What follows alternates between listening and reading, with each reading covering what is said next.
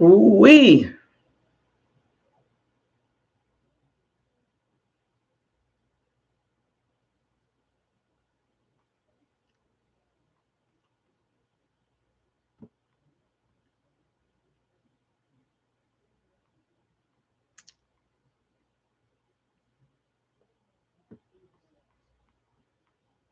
Ooh-wee.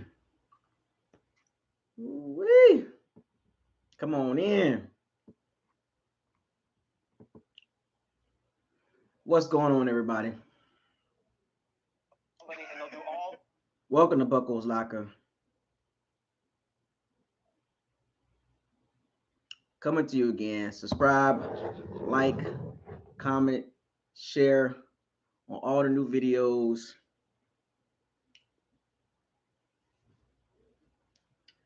That's posted on this channel. It's a dark day, man. I'm on all black. It's a dark day. Doom, doom, doom, doom, doom, doom, doom, doom, doom, doom. Thank you for joining another live episode on YouTube. I'm on YouTube this time. With your host Isaiah. Subscribe to the channel, like the channel, share the videos. Don't forget to hit the notification bell icon to notify you all new videos that's posted on this channel. Shouts out to all the Pods and Sea Bandits. I see you, Perry, Grislow, Rock, Exclusive Garvey, Carlos, Roland, Steven. They're starting to come in already. Keep supporting the channel. Shout out to all the Bucs fans, all the Bucs platforms out there supporting the team. Even during this rough phase that the Bucs going through, this rough time that the Bucs family going through right now. There's a lot going on internally, externally with this team, with players, on the field, off the field, personal life, and we'll get to that in a second. But I just wanted to drop this video. I was gonna drop it in the truck, but I wanted to get home and talk about this. And it's rough. All day long, that's all they've been talking about. Plus a couple of big stories that's just dropped for the Bucs. When it rains, it pours. It gets dark, and when things get dark, that there must be somebody there to let everybody know there's light coming. Sun will shine again. That's paraphrasing from Demario Davis. He talked about that. He was kind of preaching, and I liked what he said. When times get dark, there must be somebody there to let everybody know there will be sunshine. What up, Young DZ? Cover two spy, Florida man. And who is that person? Who is that someone on the team or in the Bucs organization to let everybody know that there will be sunshine through this dark time? And one thing about football, it's a team sport. You must be there for your friend, your teammate, your coworker, to uplift them, to let them know that everything will be okay. And right now, what the Bucs are going through right now, it's pretty bad. It's bigger than football. What the Bucs got going on right now. Got Giants fan. What's up, Jake? It's the Giants fan in the building. I mean, come on, man. Like, I shouted you out. Now you coming in with the reckless talk, man. Come on, man. That's how we doing today, man. No disrespect, right? You come in here talking, talking sugar honey iced tea, but keep it respectful. You know what I'm saying? Because to get respect, you got to give respect. You coming on somebody's platform or you coming in somebody's chat room and you talking crazy.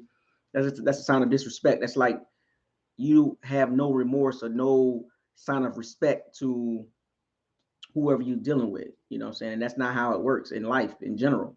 So, just keep it clean, man. You know what I'm saying?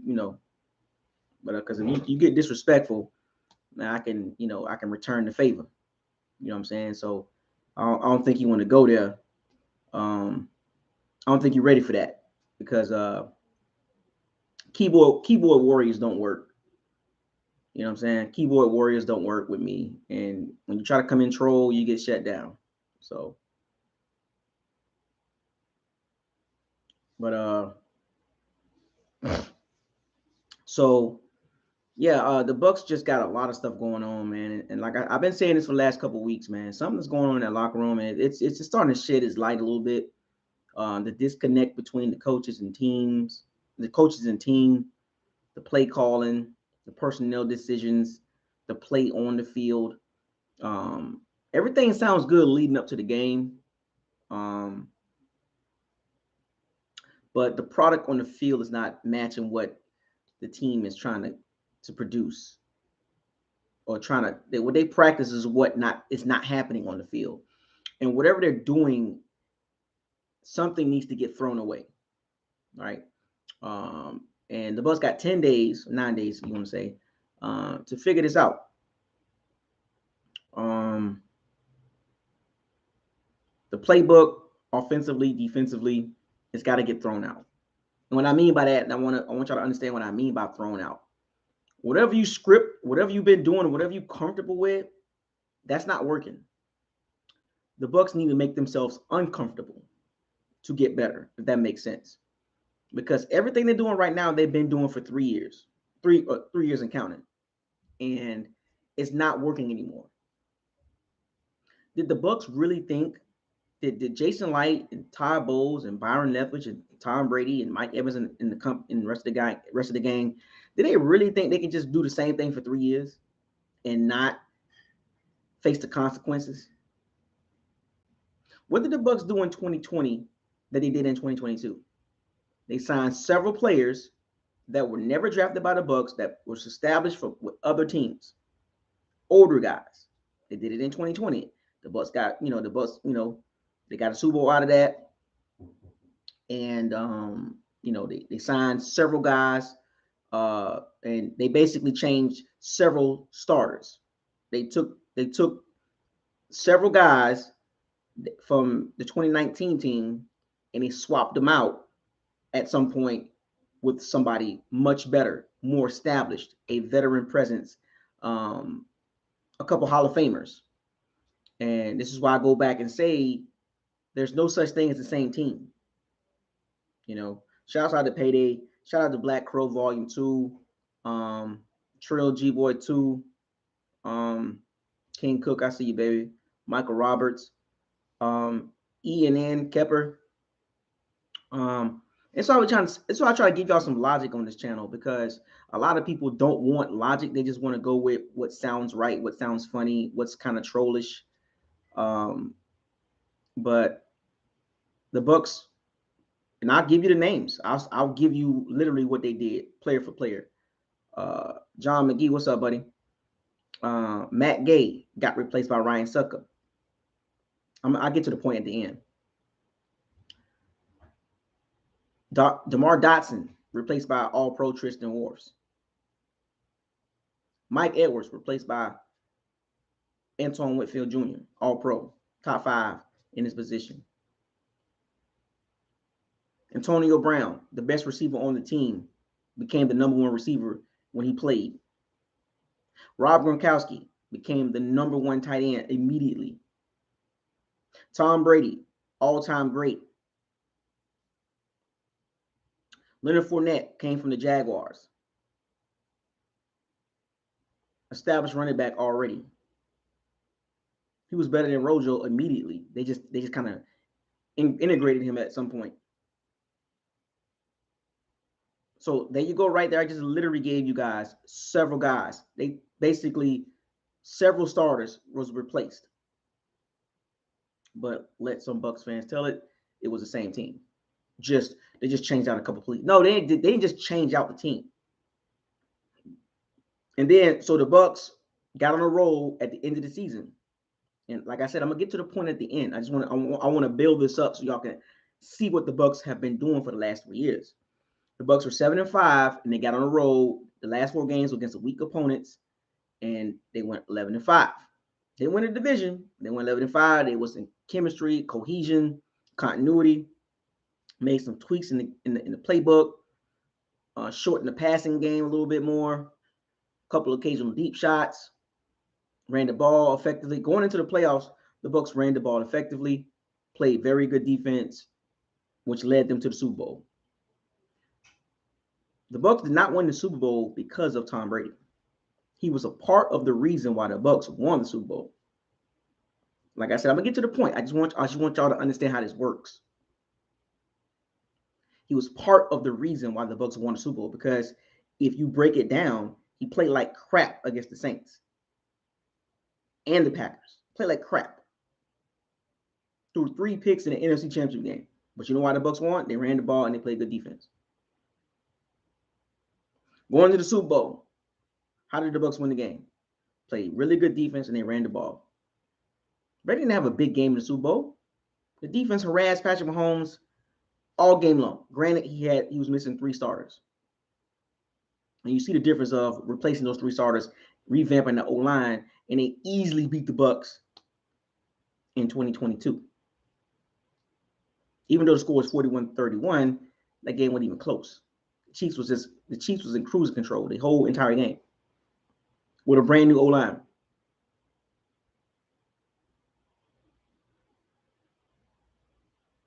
So what did the Bucs do when they won the Super Bowl?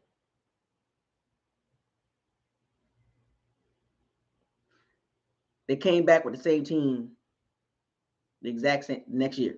Exact same team. And this team, the draft class didn't do anything. The 2021 draft class didn't produce really.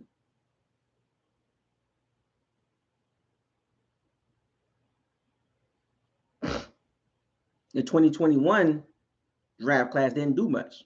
Tryon, Cal Trask versus the 2020 draft class, who was instant impact. This is why it's very important. I'm giving y'all nuggets here. This is why it's very important when you draft in the first, second, third round, your guys got to be impactful. You can't just draft guys just to be drafting them and stashing them away for the future. If they're good, play them.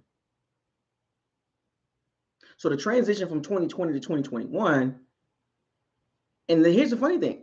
The Bucs had a better record in 2021. 13-4. Brought back the exact same team. You added in some rookies that didn't do much. Coming off a 2020 season when you had 2 all-pro rookies. Impactful rookies right away. And there was no, well, the veterans right there. We're going to play the veterans because we're going to favor the veterans. 13-4 in 2021 with the exact same team. But the results were different. Injuries, we already know that. Had some brain farts during the season. 5-4 against competent teams with competent coaches with a competent roster. So you saw some of what's happening now. You saw some of this last season, even though the Bucs went 13-4. You saw some of this last year. We just kind of glossed over it because the Bucs were winning. They blew out the bad teams. 8-0 against bad teams. 8-0 against bad teams.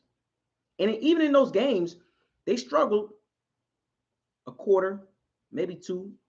Started out really fast, tailed off in the 4th quarter, or it was reversed, like the Falcons game. Started out bad, first 2 couple quarters, and in the 3rd and 4th quarter, they took over. So even though they went 8-0 against bad teams, they still struggled periodically here and there. Didn't put together a lot of complete games, even going 8-0 against bad teams with a bad coach, with a bad roster. One of my hashtags, what your eyes tell you. I saw this last year. I kept notes on it. I kept mental notes on it. I'm like, why are they struggling against these bad teams?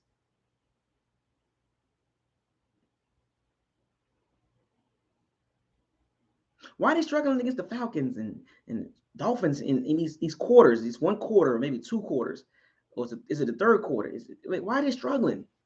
The Panthers struggling to get out the gate, but they figured it out. They get over the hump and they just take over. Offensively last year, that was the peak Bucs. That was the peak version of the Bucs. That was what you're supposed to see in 2020. The offense that you saw last year and they was clicking on all cylinders, 5,000 yards, whatever, running the ball. But that was supposed to be in 2020. It took an extra year to get that offense going. They go into the playoffs. They get to the Rams. The Rams go up. The Rams are on their way to blowing the Bucs out. And we saw this last year in the playoffs at home.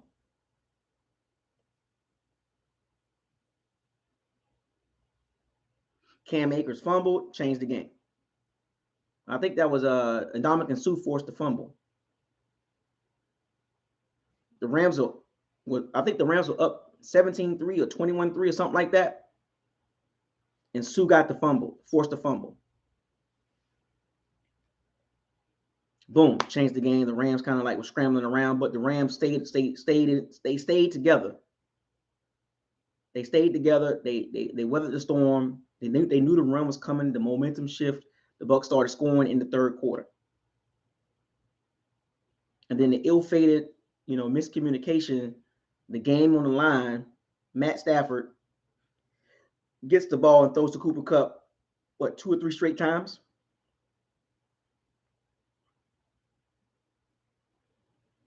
Was it Winfield?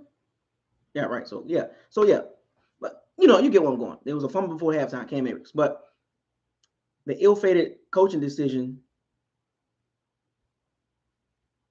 miscommunication, as Todd Bowles called it, and Lavonte Devin White said, miscommunication. But nobody talked about the play before when Cooper Kupp toasted Murphy Bunting. You knew that he was going to him. Why you ain't double him? So these are things that I'm pointing out that you guys are seeing a lot more now. So when the Bucs lost that game, you're like, wait a minute, 13-4, the offense was clicking. What happened? Communication problems, personnel decisions in certain downs and situations, situational awareness. So going into the offseason, the Bucs said, okay, boom. Ali Marpet retires. I'm building this up, folks. I'm building this up to make a point. I'm giving y'all the picture here. I'm giving y'all a snapshot of 3 years, basically. So 2022 offseason comes around. What did the Bucs do? Gronk retired. Ali Marpet retired abruptly, due to injuries and concussions, and he just got tired of it. And Ali Marpet looks great right now. Shout out to Ali Marpet. Ring of Honor guy all day. Shout out to Ali Marpet. Gronk retired.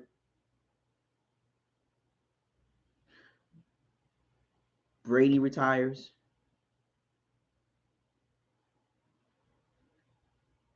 You don't resign Kappa. Aaron's out of the blue steps down, appoints Todd Bowles as the head coach.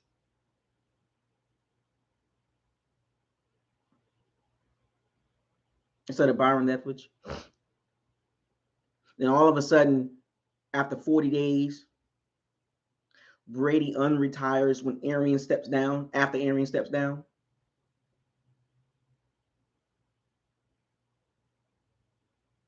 When you go back and look at that moment, when all that happened in March, January, February, March timeframe, now that I go back and look at this,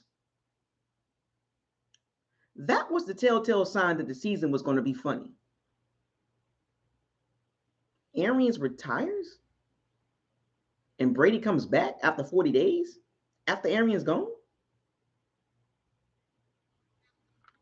So the connection between the two wasn't as strong as what we thought it was. I'm not saying it's 100% true, but connecting the dots, folks. Here, I'm connecting all these dots. And like I said, I'm going to get to the point. I'm connecting all these dots. They all connect. So now the Bucs was panicking when Brady retired. Sign Russell Wilson. Go get Deshaun Watson. Go get Jimmy G. Baker Mayfield. Bucs fans were saying all kinds of stuff. Get this quarterback. And some of them were saying stick with Kyle Trask. Brady comes back. Whew.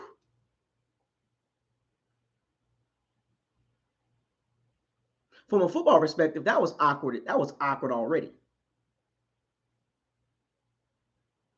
But little did we know, as I transition to this point I'm about to make, these key points, little did we know at that moment, when Brady did that, when he retired, the problem started for him. Made commitments to his family, then unretired. Now his wife. Shout out to Perry Mathis. The Bucs are missing the structure BA provided. I'm kind of giving y'all the bigger picture of that. Not just BA, but just the whole bigger picture. The problem started when Brady retired and unretired. That's when he started having problems with his marriage, because Giselle been asking him to retire for the last couple of years. Brady ignored that.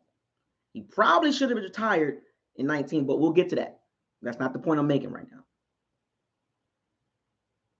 So you lose Kappa, no Marpet, no Gronk, no AB. Leonard Fournette entertaining the Patriots. That was a problem. Tom Brady makes the call. Hey, get your butt back down here. This is Tom Brady. Not the head coach, not Todd Bowles. Tom Brady. He making the call. Draft class come up. The Bucs picking in the end of the first round. Towards the back end of the first round. They trade out of the pick. I think they wanted Jermaine Johnson, but he got picked by the Jets. The Jets jumped in front of the Bucs, got him. The Bucs traded back to the 33rd pick, first pick in the second round. And the biggest needs for the Bucs were O-line, D-line. They drafted Logan Hall. I predicted that pick. Second pick of the second round. They traded up to get Luke Gedeke, unknown Central Michigan right tackle.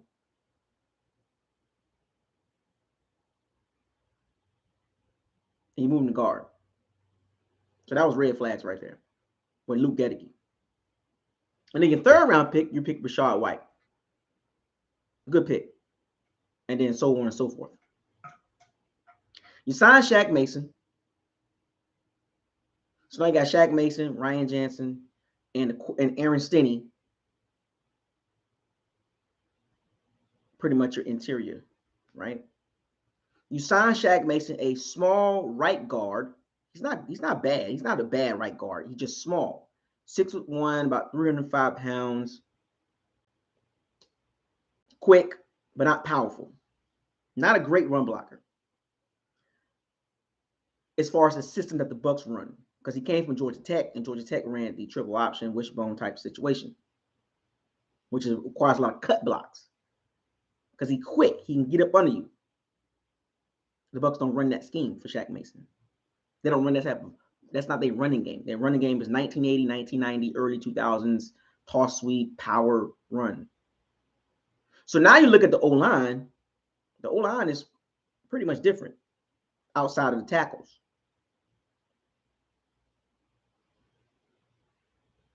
Right? So summer hits, Brady practicing, training camp comes around.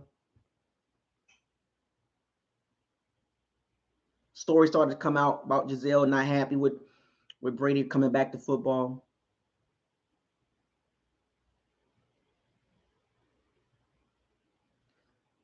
First week of camp, everything's all good. What's up, DSG Carlos? Carl McDuffie, Black Crow, Paid Day, JR Dot, ISO Me, PR Joshua. Shout out to y'all. Right in the middle of training camp, Ravens, Big Trust. What's up, buddy? Ravens, what's up? Shout out to Ravens Flop. Shout out to the Ravens fans. Y'all got the dub. Big Trust. Brady abruptly takes leave from training camp. You cooling over there, Ravens Big Trust? You cooling? You good? Congratulations, man. Y'all deserve that victory. Y'all earned it on the road. Pay Lamar Jackson. Pay that man. Guarantee, all guarantee.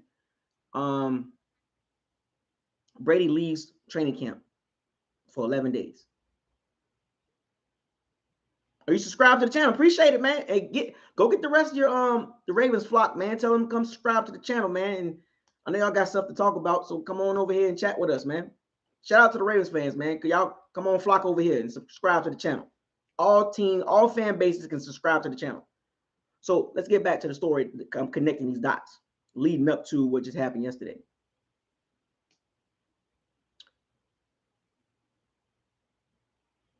Brady leaves camp for 11 days. Awkward. After the stories have been popping around about Gisele's not happy and you leave training camp for 11 days. The installs and getting continuity and, you got a new roster here. You picked up a couple guys. You made the call to go get Kyle Rudolph. That wasn't Todd Bowles. That was Kyle Rudolph. I mean, that was Tom Brady. That wasn't Jason Light. Because Gronk retired, you panicked and signed Kyle Rudolph.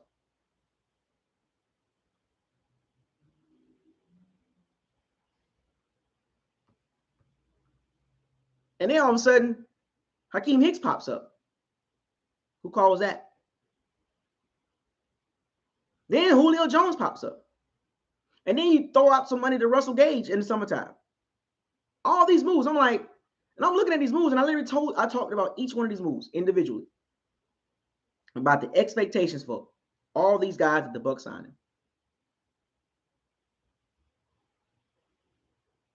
Julio Jones, don't expect too much from him. He always hurt. Hakeem Hicks, we're not getting the 2008 version of him. We're getting the 2022 version. His last 2 seasons, he was injury prone. Kyle Rudolph, super slow. His last couple seasons has been disgusting. But the Bucs signed him, gave him money, each one of them. And then Russell Gage. He was the second best receiver on a bad team. You gave him $30 million, $20 million guaranteed. Who made that call? Why was so much emphasis put on the receivers and tight end situation? When you had young guys, you drafted 2 tight ends, and you had young receivers that were quick and fast and shifty, but you still signed Julio Jones and Russell Gage and Kyle Rudolph. And you got these young guys, K-Dot and Cole Kef, Tompkins, Geiger, Cyrus Grayson, Tyler Johnson. What you need Julio Jones and Russell Gage for and Kyle Rudolph? I get the Hakeem Hicks signing. I get it. But that was a bad decision, as we can see. He's stealing money. Those decisions had something to do with Brady, Jason Light, Todd Bowles. The head coach, the GM, and the assistant head coach, assistant GM, and assistant OC. Some of y'all not catching this. Some of y'all not understanding where I'm going with this. I'm dropping y'all some gems. I'm literally going down the timeline and backtracking a little bit, and then jumping back to the current timeline, jumping back to the back timeline. But look how all this stuff ties in.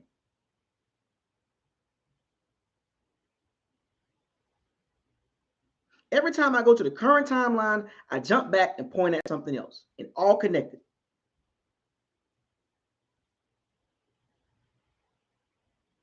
Byron Moore, shout out Byron Moore, $2 super chat. Our salary cap situation in the next few years. Yeah, I know. That's a whole different video. Trust me, I know. Trust me, I see everything.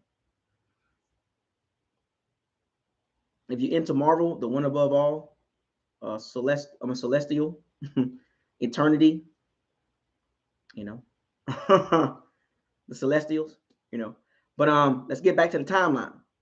So now you got all these veteran old guys. Tom Brady missing camp. And then at the beginning of the camp, Ryan Jensen gets hurt because of Aaron Stinney and Logan Hall. Logan Hall trying to prove a point. Aaron Stinney couldn't hold his block, and he rolls up on Ryan Jensen's leg.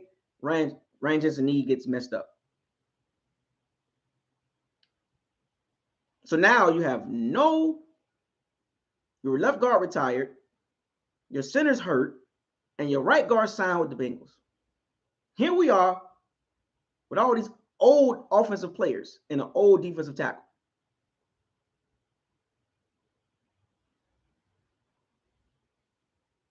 See where all the money went? Looking at Jason Light. We don't want to go through what we went through with the receiving core last year with all the injuries. So you kept Rashard Perriman. So let me fast forward to the end of the camp. During the preseason, the Bucs didn't look good at all. So you didn't see the signs then? You saw the signs in March and February? And all the decision making that's been happening between at that point between February and the end of August? Y'all didn't see all these decisions that was being made, draft picks, the decision to draft an unknown guard and signing these old offensive players and an injury-prone defensive tackle, signed a receiver. At this point, he's overpaid. I'm throwing some gems at y'all. Y'all got to catch this. The timeline. It's like Loki. If you watch the Loki series, right? It's a timeline. Everything's connected. All these multiverses in the Bucs right now. Bucs got a lot of multiverses, but it's all connected.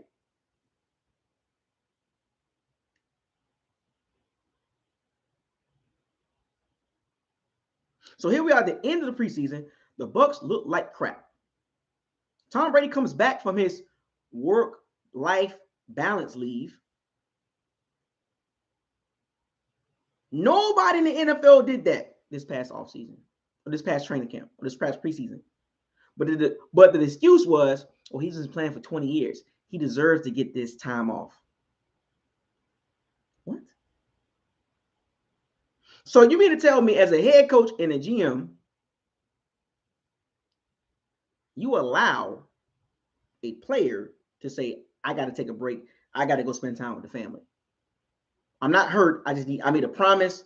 I got to go take care of this to save my marriage. And obviously, we'll get to that. Then he comes back like everything is fine. Plays a couple snaps in preseason. Boom.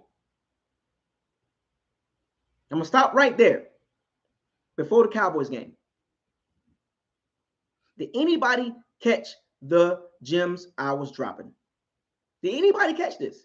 From 2020 to the end of the preseason in 2022, the roster looks different. 17 new players with this roster, this year's roster. The consequences that the Bucs did for the first 2 years of this run, the chickens have come to hatch. The rooster has come to hatch. Did I say that right? But you get what I'm saying. The decision making in 2020, which was good, two all pros, 2021, and now we're in 2022. Now we're seeing a big drop off.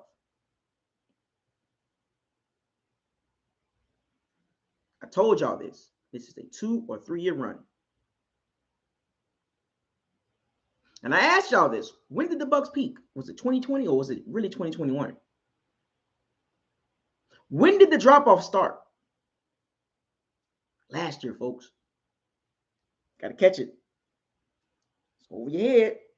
What we're seeing right now, the signs were already there of the crumble of the Bucs under these conditions. But because we were winning, we got a Super Bowl, it was ignored. The flaws were already there in place. It's the point I'm making. And I haven't even gotten to the season yet. The season timeline. That's even worse. It's been downhill since last year. I haven't even got into the the BA and Tom Brady situation. I'm not even talking about that timeline. That's an extension of the other timeline. I'm giving y'all the main timeline. Success can cover up a lot of problems. It's one of the biggest points I'm making. The success of the Bucs was a gift and a curse.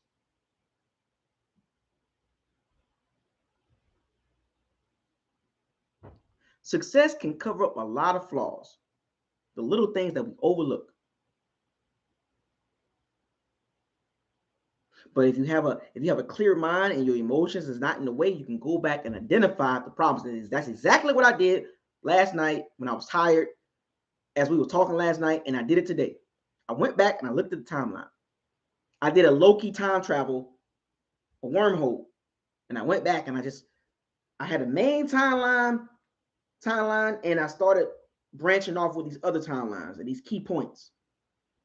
Everything connected to the main timeline. The flaws were already there. Last year started.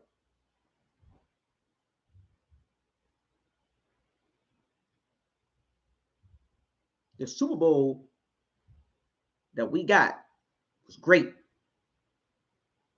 The flaws were there too. With Byron Leftwich and Todd Bowles. It was there. We just covered up because we were winning. Winning makes everything, you ignore stuff.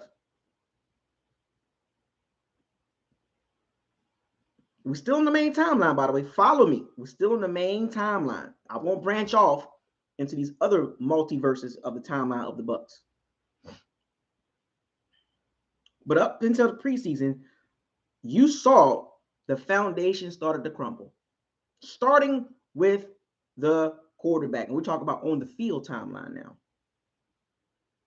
We got the main timeline. Now we got the branch off on the field timeline. First game of the season. What did the Bucs do? Get physical.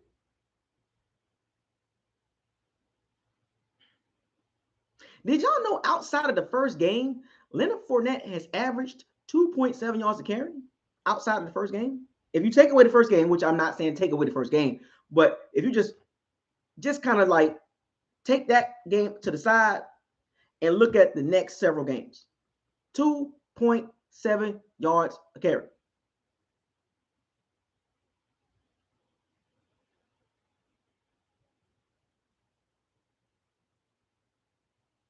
The running game then had problems. Goes back to the original timeline. See how this all connected right back to the original timeline? But it was covered up because we're winning.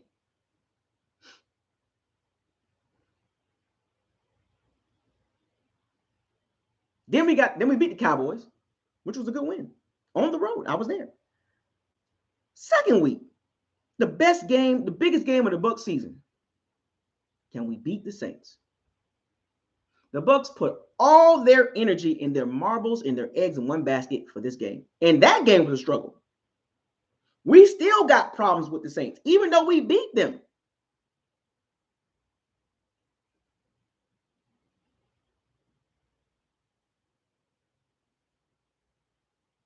The Bucs still got Saints problems. Watch the game. All the way until the fourth quarter, it was 3-3. The Bucs were struggling in that game too. They struggled in the Cowboys game. This is the season timeline.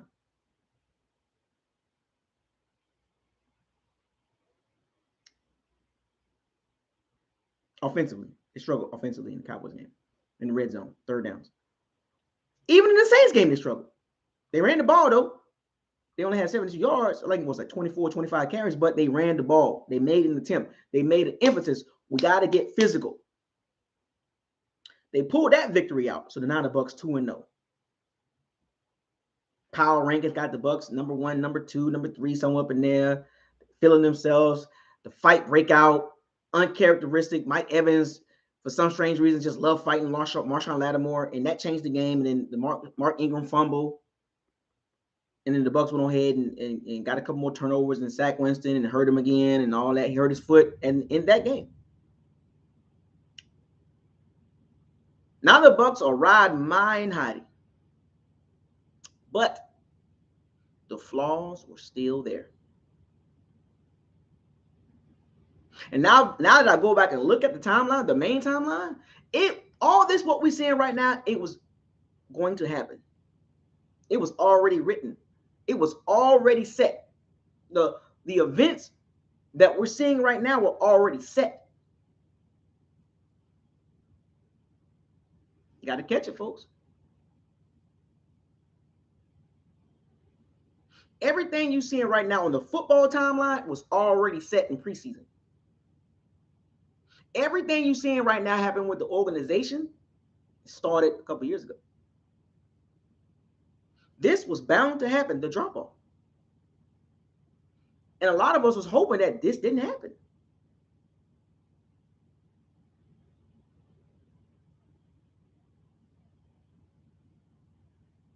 Sal with a $2 super chat. Thank you. Appreciate the super chat. The timeline was already, the events that's happening in this timeline right now was already set. It was just a ticking time bomb.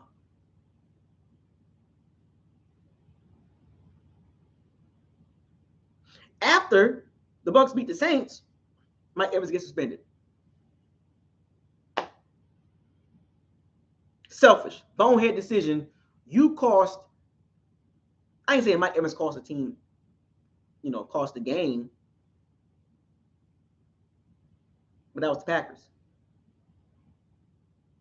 Packers beat the Bucs 14-12. Bucs offensively struggled. So now the Bucs 2-1.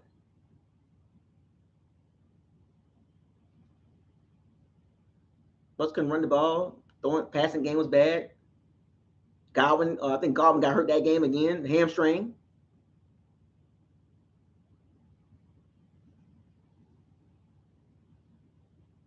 Mike Evans suspended. Hakeem Hicks, Julio Jones. What's going on? Kyle Rudolph, Barrett didn't even play. I don't even think he played that game. Look at the timeline. Follow the timeline. Issues with the coaching staff, offensively and defensively. And then the next game, the Chiefs. The team that we beat in the Super Bowl a couple years ago.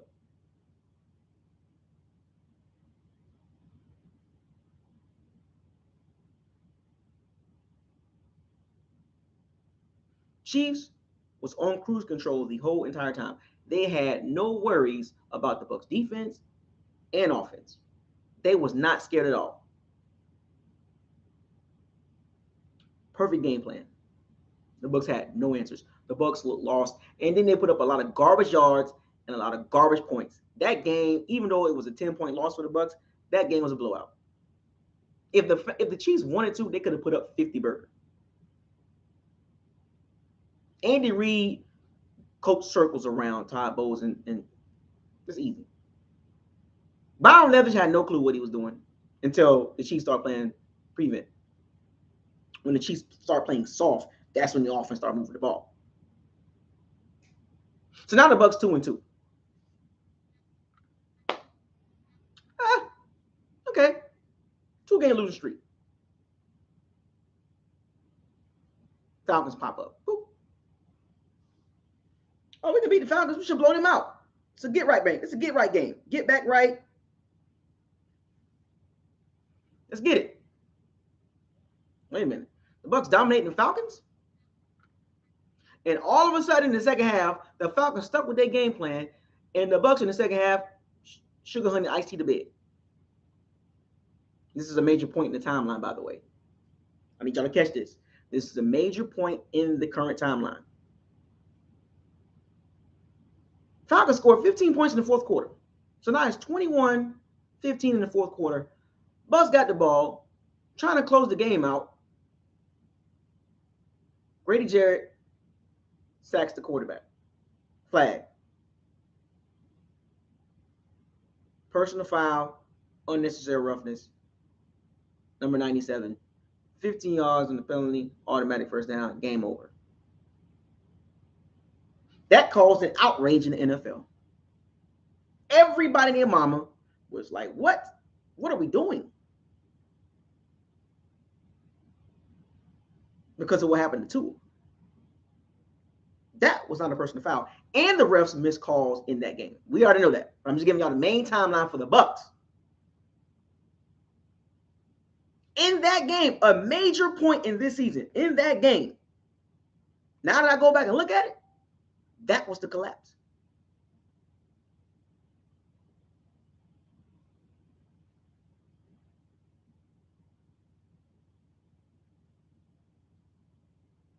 That was the defense got bored. The Devin White, well, when we dominated the game, the defense get bored. At that moment, after the game, During the game and after the game, at that moment, when I look back at the timeline, the main timeline, the bigger picture, not the football timeline, the bigger picture, I knew now that I put myself in that timeline, that was the straw that should have let everybody know this is going to be bad.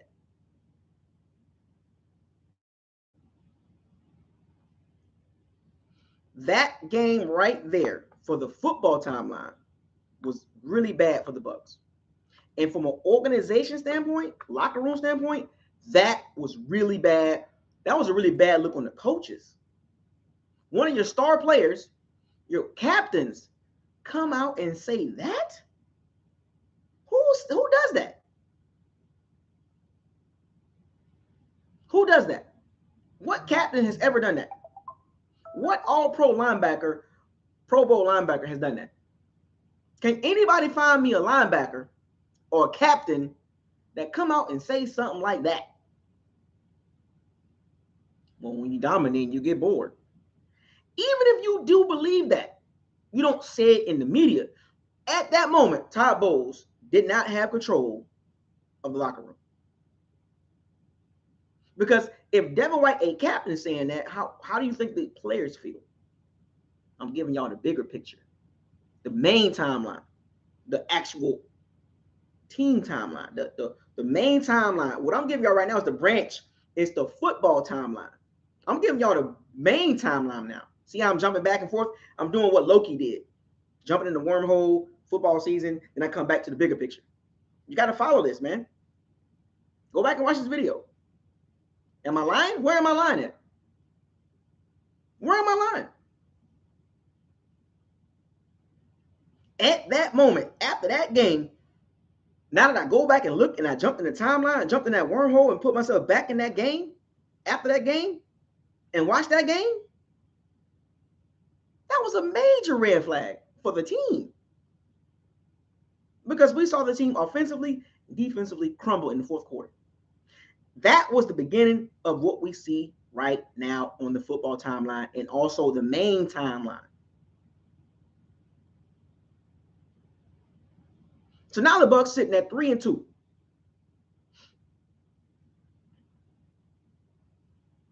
3-2. Struggles. They're struggling. 3-2. Now, who knows if the Falcons would have won? We could play Marvel's what if or Bucs what if. No, we can play that. But we got that game. We're 3-2. I'm on the football timeline. I'm jumped back in my wormhole. Now I'm back in the football timeline for 2022. You got to catch me in these wormholes, man. I'm jumping in these wormholes. You got to catch it. I'm giving y'all the main key points that, to me, in my opinion, my key points from what I see, the overview. Saints are horrible. I don't know why Saints fans are even trying to talk. Y'all horrible. Now, the Steelers. We go to Pittsburgh.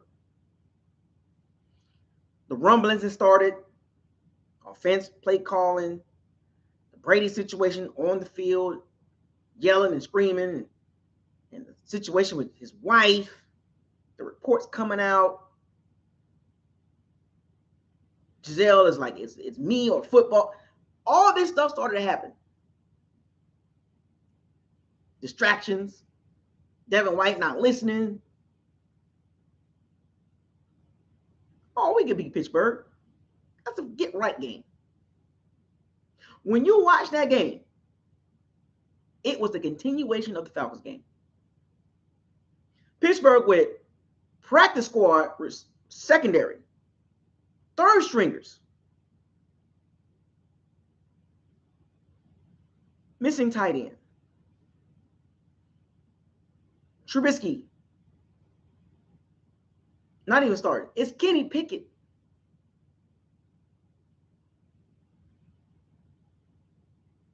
The Bucs go to Pittsburgh and lay a juicy egg. An embarrassing loss. Todd Bowles got out-coached by Mike Tomlin. And we see the Steelers. How you see how the Steelers look right now? The Steelers are not good. Even despite the talent they got, They're not good right now, and we lost to that team. They had one win going into that game. With practice squad secondary, guys that was working stock at Trader Joe's.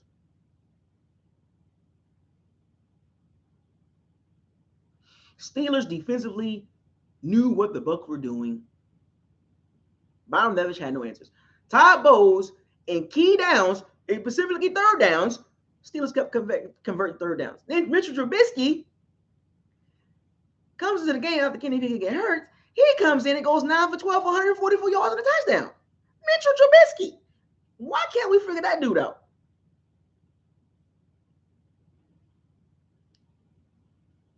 Bucs lose that game.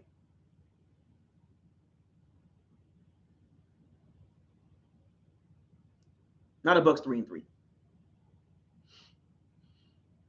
Hell breaking loose. Media panicking. The people that keep picking the Bucs panicking. The people that pick the Bucs 17-0 and 16-1 and 15-2 and 14-3 panicking. Meanwhile, I'm not panicking.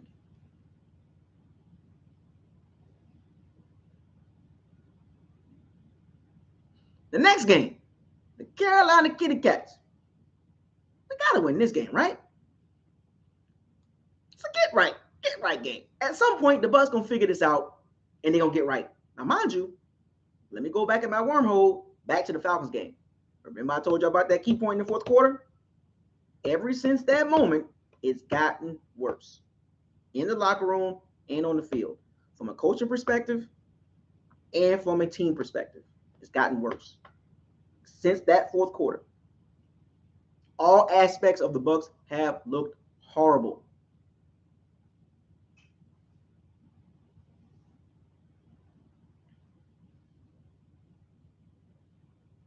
Carolina Kitty Cats in Carolina. Oh, the Bucs can win that game. And everything will be all right.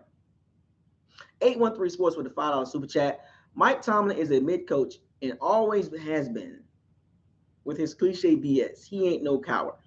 Well, he got a Super Bowl and he's better than Todd Bowles. Who would you rather have? Would you rather have Tomlin or Todd Bowles right now? Come on, man. Let's not do that. Let's not do that.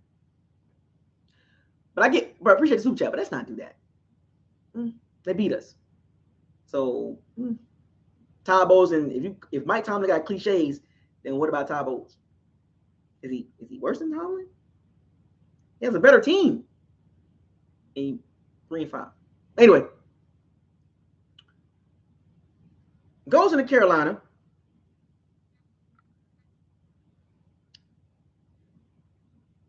Look flat. Everything's off. The Carolina secondary could have had 3 or 4 picks from Brady.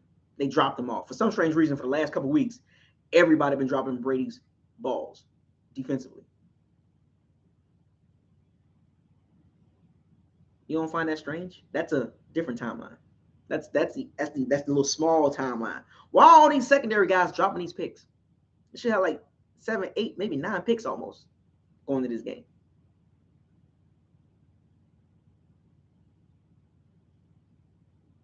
Carolina Panthers, the way they played like they were the better team, the better roster, and the better coach team the entire game.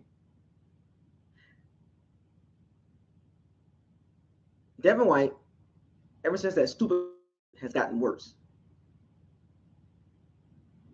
This is the main. This is not the main timeline. This is football timeline, by the way. I'm back in that wormhole. Carolina Panthers just ramshack on us. PJ Walker, very efficient game, a quarterback over 100 rating, graded out well, made great decisions, couldn't guard DJ Moore, couldn't stop Chuba Hubbard and Devontae Foreman, missed tackles, couldn't get off blocks, D-line got punished. Todd Bowles on the sideline looking lost. Byron Leftwich had no clue what to call. He tried to spam us to death for screens. Couldn't do that right. Couldn't run the ball.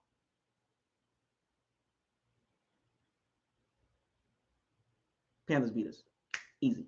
Now, with 3-4. So the bigger picture here, things are starting to crumble really bad from a coaching perspective, locker room perspective. Now I'm on the main timeline. Brady, frustrating, is building every game that the Bucs play bad. You can see it in his face. Look like a skeleton. Skinny, don't look right, looks worrisome. He looks worried. He looks very concerned. He looks like he has no idea what's going on, and he has nobody to go lean on to like he had in New England. He had Bill Belichick and the coaching staff, Josh McDaniel. He had those guys to lean on to get things right, to settle things down. Even as great as Brady is as a player, he still needed a rock. And when Brady looks at this team, where's the rock?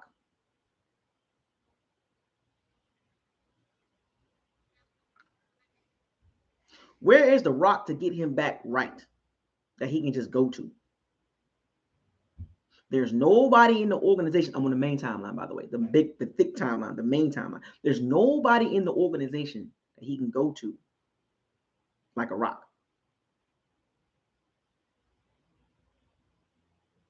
Arians? No, he's not a rock. He don't even like Arians, even though he says, "Oh, he's all good." No.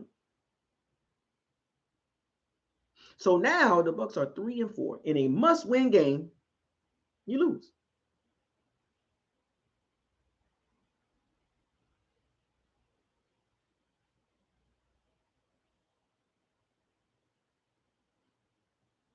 Three and four going into Monday night, Thursday night football against the Ravens in a short week after being embarrassed by the Carolina Panthers. I picked the Ravens to win. I was right because of the timeline. This was already set. I didn't know the Bucs were going to lose to the Ravens, but I picked the Ravens to win because of what I was starting to see dating back to last year.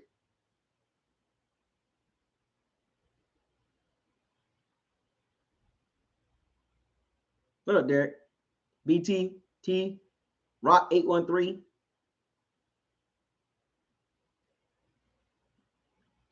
We just saw this yesterday.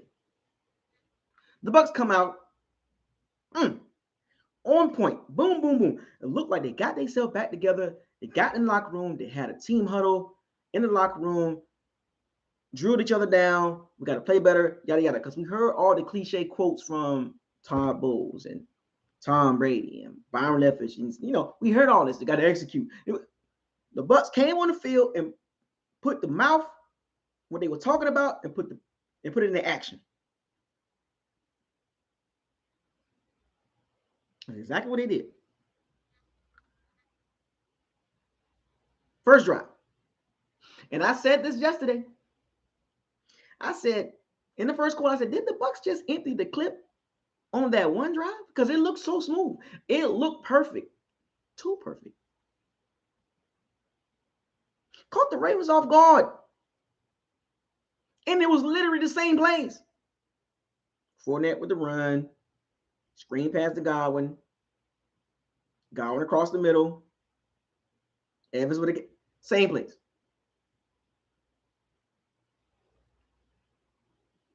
After that drive, the next 20 plays, the Bucs gained 68 yards.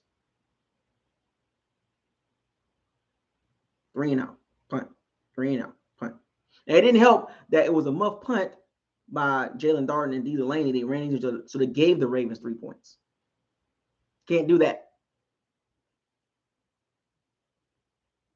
Mistakes will cost you. And in tight games like this, you can't turn the ball over. Everything got to be well coached. You have to have football and situational awareness. At that moment, the Bucs did not have situational awareness with that punt. And Jalen Darden can't really get mad at him because he had a good game. But Delaney should have had better situational awareness. The communication should have been there between Darden and Delaney. But it wasn't. Who does that fall under? Now we back on the main timeline. Todd Bowles, Keith Armstrong. You got your guys focused? Attention to detail?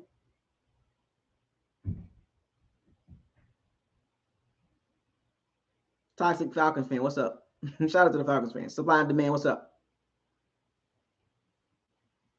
After the first quarter, it was like, okay, the Bucs seemed like they're trying to do something, but they started going downhill little by little.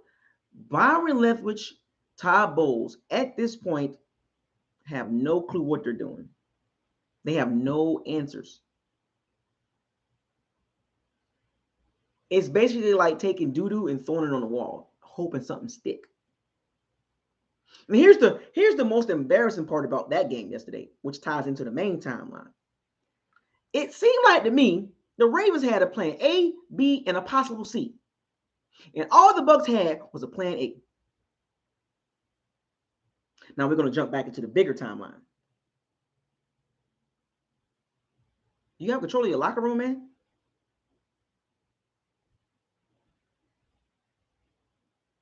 The culture has gotten worse. I believe players are aggravated on all what's going on with the coaching staff. And I'm just going to say this. I think some of the players are aggravated with what's going on with Brady. Him yelling at people. Him leaving for 11 days. I think they just, I'm just body language. Culture has gotten worse. And players are irked. And they're taking it out on each other. And they're arguing. They're arguing with coaches, with, Devin White, being chastised by Todd Bowles. Todd Bowles has never done that. When have you seen Todd Bowles chastise a player like that? Go back to the New York Jet days. Todd Bowles is a cool, calm, collected man. Takes a lot for him to get amped up. Something or some things that Devin White was doing during that game, we all saw it, irked Todd Bowles' nerves.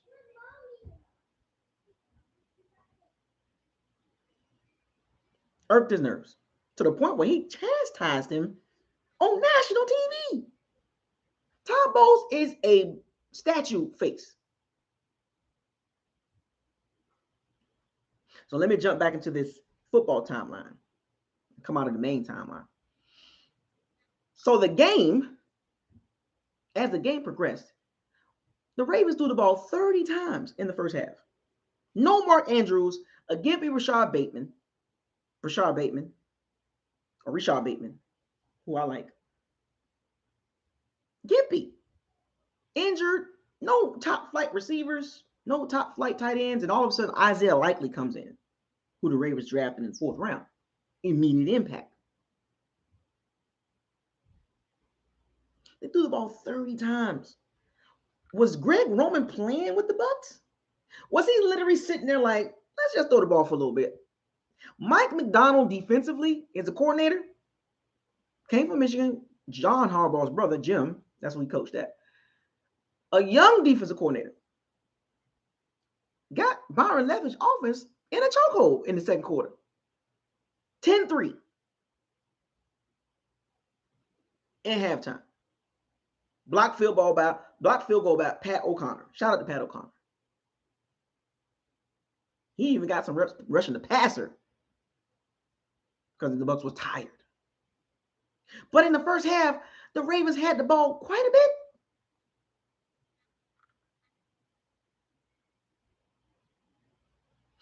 The Ravens had the ball more than the Bucs in the first half. That was the Ravens' plan A. Let's throw the ball around. Let's attack the Bucs. They're missing a lot of guys in the secondary. They're missing some key guys. Let's get at them.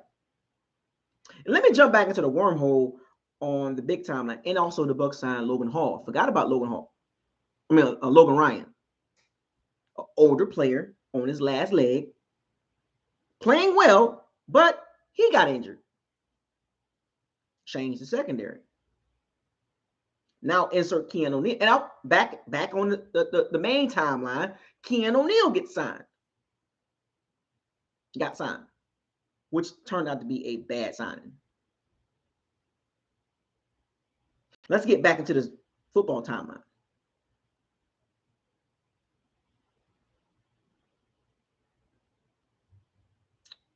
He can't cover, he can't tackle. Anyway, so back to the Ravens game. 10-3 at halftime.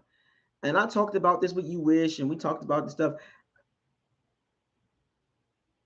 At that moment, it was going to get worse.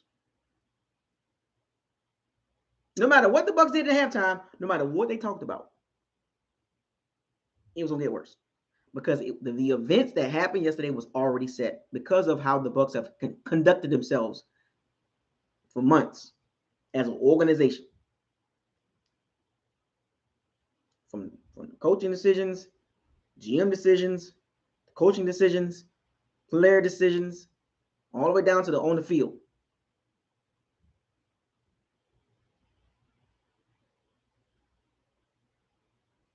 In the second half, the Ravens come out. The Bucs got the ball, got an opportunity to go down the field like he did in the first quarter, in the first drive, go down there and go up 17-3 or 13-3.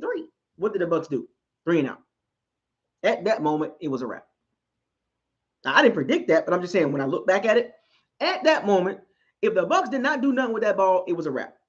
Because after that 3 and out, you saw it. You saw it. The Bucs went 3 and out.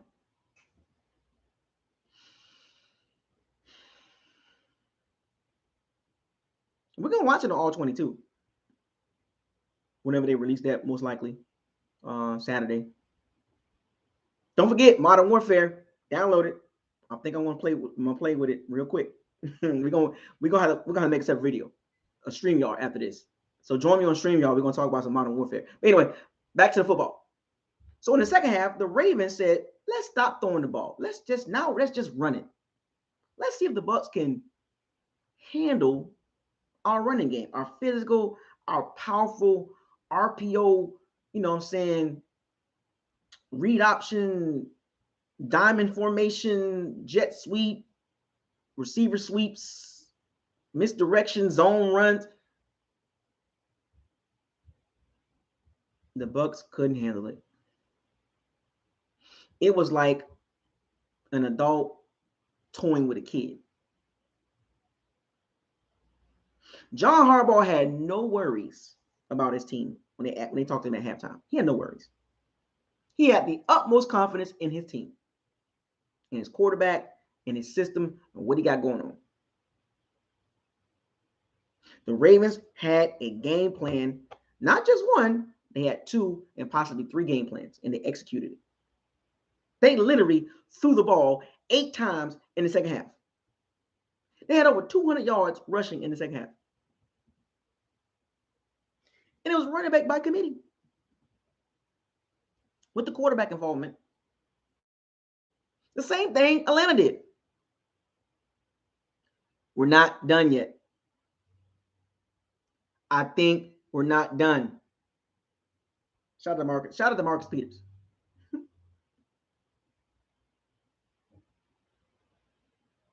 The second half, the Ravens said, we don't have to throw the ball to beat the Bucs. When the Ravens got that ball back after the Bucs 3 and out, opening the third quarter, I said, boy, I was thinking in my head, if the Ravens go down here and score, that's going to be deflating for the team, the stadium, and the coaching staff. So let me jump out the football wormhole and let me get back to the main timeline wormhole. Todd Bowles, do you have control of your team? Why is the Bucs mentally fragile? Let me jump back in the football timeline to the Carolina Panthers game. Remember the Mike Evans drop, the bomb? What did he say? What did he say? When I dropped that ball, I knew it was lights out for the team. See these small timelines I'm jumping into? These little branches? Let me jump back into the main timeline. Todd Bowles. The team is taking after your personality. They're looking at you as the leader. And what do they see? A man that is hopeless, clueless, no answers. The Bucs team don't have a coach that they can be like a John Harbaugh or Mike Tomlin or Pete Carroll or Sean McVay or Sean McDermott or Nick Sirianni or Brian Daboll, even Mike McCarthy or Dan Quinn, or Mike McDaniel, or Kyle Shanahan, or Matt LaFleur, or Zach Taylor. Somebody you could just be like, what do we do? They can go to you and be like, okay, a Frank Wright, a Doug Peterson, Andy Reid. Andy Reid, the nicest mind in the game, is a writer. Andy Reid. Bars. The Bucs are looking for hope, and they don't see it. This is the big timeline I'm talking about. The team, the players are looking at the coaching staff like, what do we do? We don't know what we're doing. We're following your instructions. Todd Bowles, do you have control of the locker room? Who is the head coach? Is it Todd Bowles? Or is it Byron Leftwich? Is it Tom Brady? Why is Bruce Arians' name being brought up as please come back?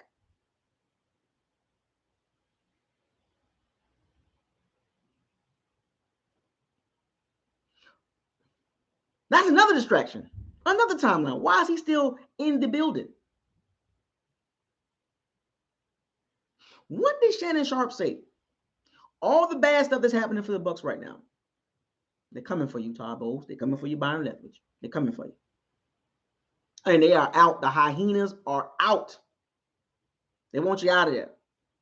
And for good reason. You cannot have one of the GOATs of football looking this bad, because it's going to all fall on you as a head coach. Remember, I tell you, bigger picture, bigger timeline. It's the main timeline. Who is overall responsible for the guys on the field? It's not the GM. It's the head coach. He's going to take all the bullets. Now, don't get me wrong.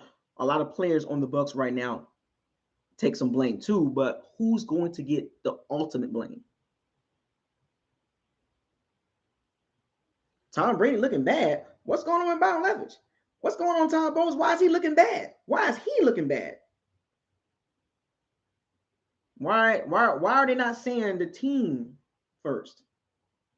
I always told y'all the main timeline: Tom Brady and the Tampa Bay Bucs. I said this in 2020.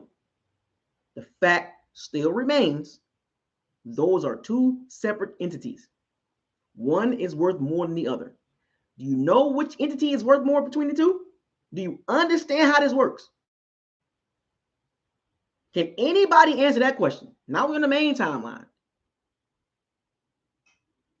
Do anybody understand the difference between those two entities?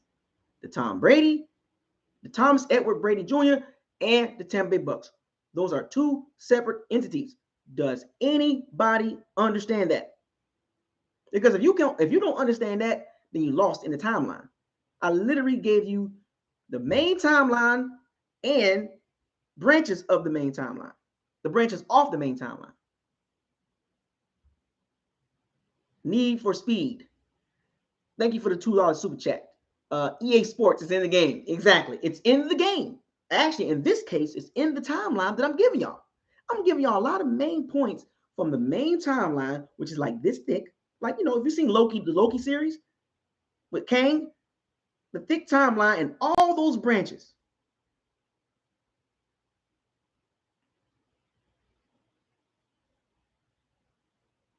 What did I tell y'all in 2020? The media does not see the Bucs as a whole. They see the Bucs, and then they see Tom Brady.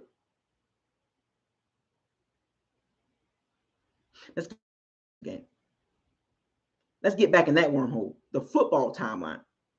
So now, the Ravens tie the game at 10-10. You can hear the crowd, the groaning, the groans and the moans and the concerns and the looks like, what is going on? Can the Bucs do anything? The Bucs get the ball back. It was 10-10. What did the Bucs do? Nothing. Nothing. What did the Ravens do? Got the ball back, went down and scored. Now I can go into details on how they scored and the miss. We'll get to that in a second. Got the ball and scored again. I'm sorry, 17-10. What just happened? It was just 10-3.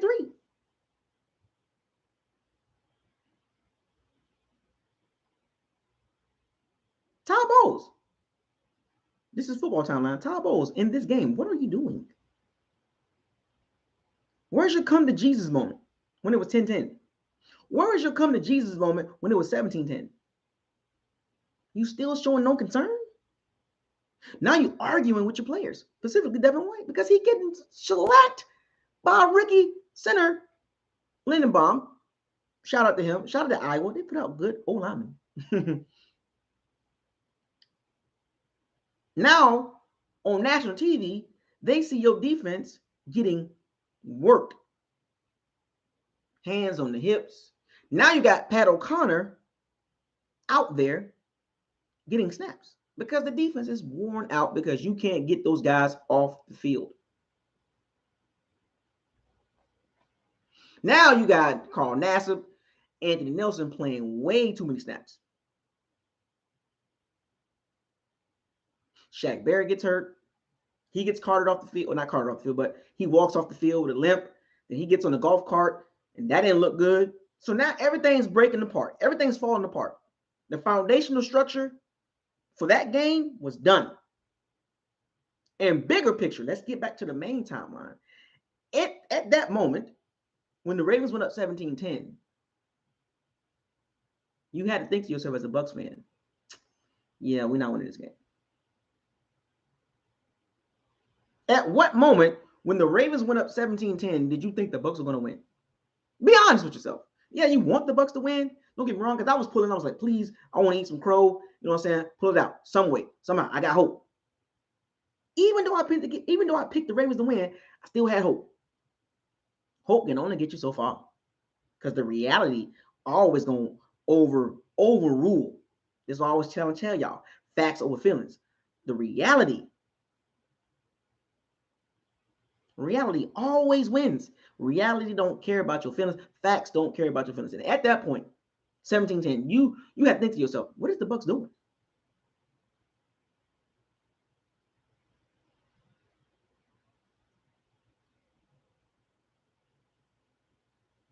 The Bucs are a product of the environment. Bigger picture here, bigger timeline. The Bucs are a product of their environment. Chaotic, confusing, combative, emotional. They're their own demise. No communication. Culture messed up. It's the bigger timeline. Let's get back to the football timeline. The Bucs get the ball back. They go down and score, which should have been a touchdown, but 17-13. What happens? A couple exchanges here and there. Ravens get the ball back. They score again, 24-13. Tom Brady. They get the ball back. They driving. Almost threw a pick to Marcus Peters. He looking at Mike Evans. What are you doing?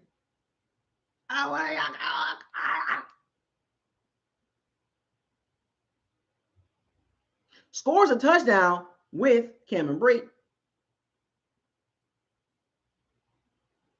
With the Cade Otton. I'm sorry, Cade Otton. Flag on the play. Holding Donovan Smith.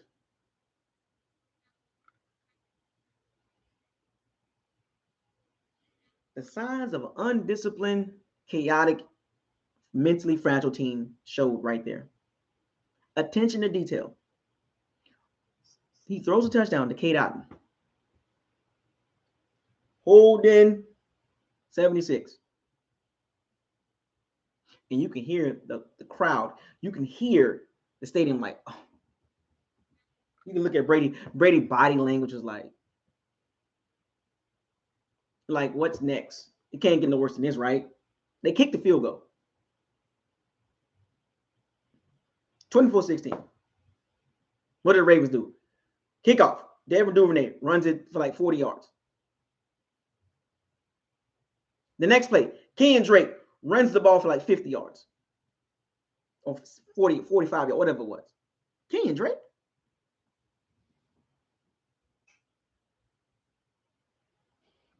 Ravens kick a field goal. Pretty much game over. Third Matic, $5 super chat. Can't wait till you look at the tape of Devin White. Oh, I'm gonna get to that. I'm gonna get back to the football timeline, but I want to get back to I want to get to the main timeline in a second. Need for Speed. Thank you for the $5 super chat. We got the super chats coming in today. Why y'all didn't do this yesterday? If I'd have had the locker room open today, all y'all would have been in the locker room. Everybody that sent super chat today, everybody would have been in the locker room. The locker room would have been deep today. But anyway, Need for Speed, $5 super chat. I'm on YouTube, by the way. I'm not in StreamYard. Why did AB post the pic of him hugging Brady's wife? Do you think something happened there? Look, I'm not even going to touch that. I don't know what happened. Brady let that man in his house. I wouldn't trust AB with a football.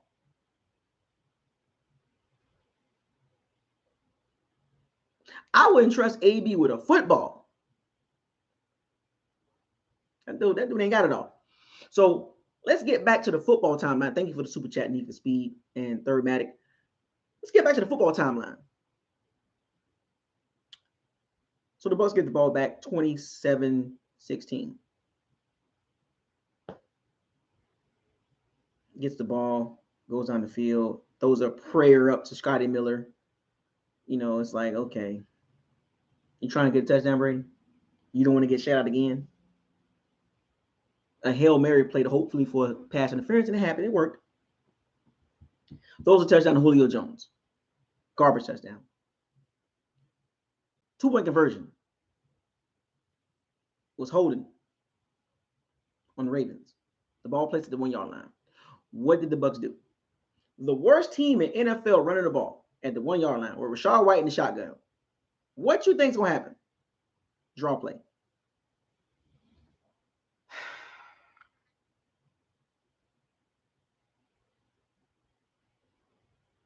A draw play on a 2-point conversion.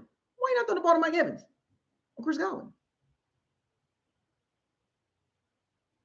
Justin Houston destroyed that play. Chuck Clark finished it up. That summed up the game. And throughout the game, the body language of the Ravens had no worries. You know, the Ravens sideline had the best body language in the entire stadium. The fans had bad body language. The Bucs had bad body language. The Ravens was the only entity in that stadium last night that had swag, that was confident in what they were doing. The Ravens end up with 453 yards total offense. Lamar Jackson, 27 for 38, 200 and something yards, 220 yards, whatever it was, 200 and something yards rushing. Easy money. The Ravens was literally playing with us just like the Chiefs were. The Chiefs was playing with the Bucs. The Ravens was playing with the Bucs. They had a plan A, B, and C. They did whatever they wanted to do. 201 yards rushing in the second half. Did y'all know the Bucs in the game last night had 20 missed tackles?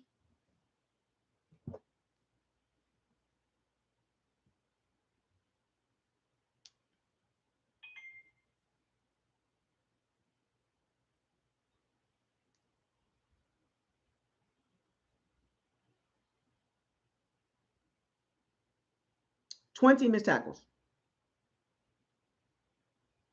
I think we're not done. I think we're not done.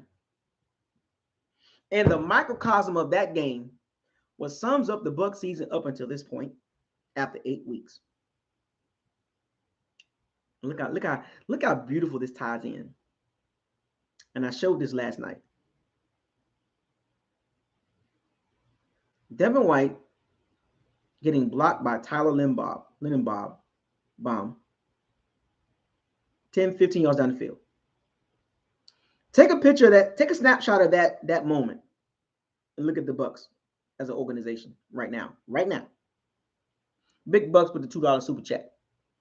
Thank you for the super chat.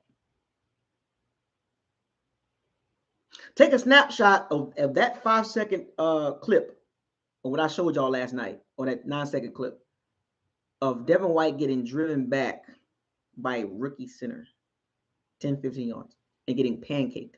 I know Mike Edwards undercut him a little bit, so it kind of took his legs out, but he was about to fall anyway. That clip sums up how the Bucs are looking right now. From week 1 to week 8. That's the microcosm of the Bucs season. And if you had one word to describe that scene, everybody, we almost got 100 people in the chat room. Give me one word to describe that scene, which describes that game, Devin White, and how the Bucs are looking after 8 weeks. Because now we're talking about the bigger timeline now, and then we'll get into the Tom Brady and the Bashar Perriman and Todd Bowles and what he said today. We'll get to that. I just wanted to kind of give y'all a breakdown of the timeline from 2020 to 2022 and why we look like this. Okay, we got embarrassing, bored, sad, lazy, fitting, lazy, unprepared, bored. That's not one word, man. That's not one word. Embarrassing, pathetic, dysfunctional, confused, old, finessed, not focused. One word. Undisciplined, pathetic, uncoached, Jameis. What do you got to do with this? Blame him anyway, right? Entitled, old, Buccaneers. Good God. Now we back to the Buccaneers. Embarrassing. I need one word to describe that play with Devin White getting pancaked and how the Bucs looked yesterday and how the Bucs season is looking right now. Is that Winston? Unaware. I like that one. I like uncoached too. Madden. Comical. I was looking for that one. Overrated. Losers. Landfill. Woo. Revealing. Oh, I like that supply and demand. I like that supply and demand. Revealing. It reveals a lot about the Bucs in the timeline, the main timeline. That is the best one. Revealing. Shout out to supply and demand. Karma. I like that, King Cook. Defeated. I like that, Josh. I like that one. I like that one. I like the last three. Revealing, karma, and defeated. Mopar Buck, thank you for the $10 super chat. Heard on a Pewter report, Devin White had some high ups at one Buc place that's fed up with him. It's being said he's becoming a liability and potentially he's traded. Ooh. Well, I got my phone up, so I'm going to read some of this stuff to y'all. I'm going to read some of this to y'all, and it's going to be interesting. Yeah, this is going to be interesting. Excuses, unaccountable, uncoached, stubborn, undeserving. Somebody said entitled. I like that one too. Excuses, lazy. So the Ravens fan, shout out to Ravens Big Trust. He says excuses. I like stubborn too. That's good. King Cook, and I like the defeated and karma and revealing. That's the one I really like. I like the revealing one. And that ties into the main timeline. So let me ask y'all this question. So y'all been following my timeline, right? As I connect all this, right? Undesirable, drama. It's a lot of one words, man. A lot of one words. So everybody following my timeline, right? Everybody followed the main timeline. Anybody lost? Anybody need help? Anybody need help with my main timeline and the branches off that timeline? You see how everything's connected? Connect the dots. Follow, la, la, la. Connect the dots. Lacking. That's another one. Everything's connected. There is no separate timeline here. I'm trying to make one, but I can't make a separate timeline for the Bucs. Everything is like connected. There's nothing separate. Another word, Brady. Ooh. Somebody used the word Brady to describe the Bucs. And ooh, peasants. Oh, come on, man. Come on, peasants. Retirement. Somebody, Madden, used Brady to describe the Bucs. Nobody mentioned that. Slow, old. Somebody used Leftwich.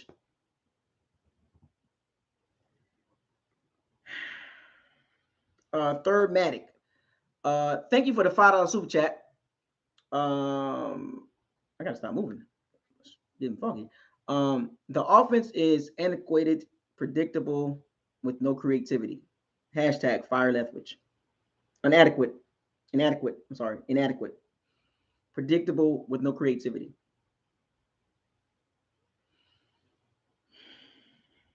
We got to get the likes up. We got like 75 people in the chat room. We got to get the likes up. Cursed. Well, karma and cursed are kind of like similar, right? Media. Charmin soft. Broken. Oh, J.R. Dot. That's one of the best ones.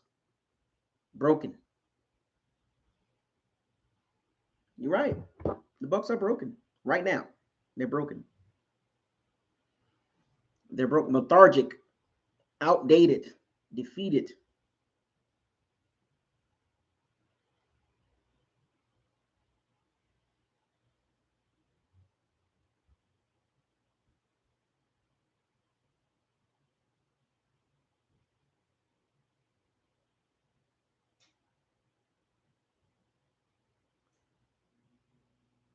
Lackadaisical. Leftovers. Oh, gosh. Leftovers? Mediocre. Oh, Ravens, big trust, man. He got some good words, man. Your dictionary pretty.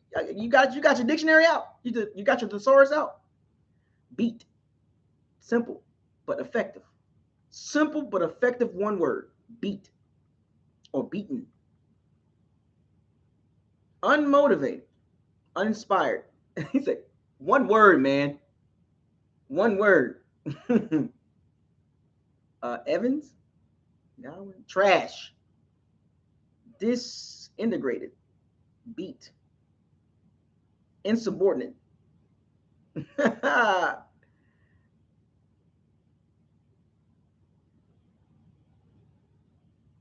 So my the way I describe Devin White, if you want me to describe him in one word, awful.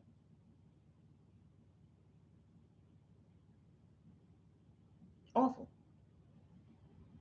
When you are being highlighted for the whole entire football world to look at you, awful. That's my one word to describe Devin White.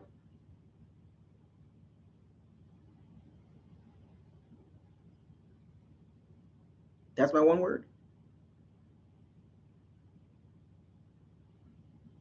And to describe the Bucs, and I forgot who used that word, but to describe the Bucs right now as a whole, and somebody used the word already, and I actually like I forgot who it was. I can't scroll.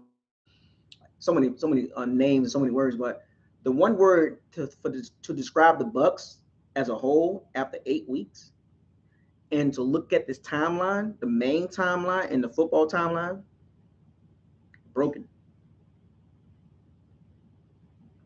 Ladies and gentlemen, this is a broken team. That painful, stress, cocky, wild, humbled, remedial, succaneers, or suckers. The Bucs are a broken team. Devin White, my one word for him, awful. The Bucs as a whole, players included, and coaching staff and GM, awful. A broken team. That's what we looked at for the last several weeks. The Bucs are a broken team. There's no way around it. I don't even know how can you not say that? Like, broken. They just don't know. They don't know where to go. They don't know what to do. Incapable, depleted, fearful, drained, manure. Broken, man. They're a broken team. Karma and revealing.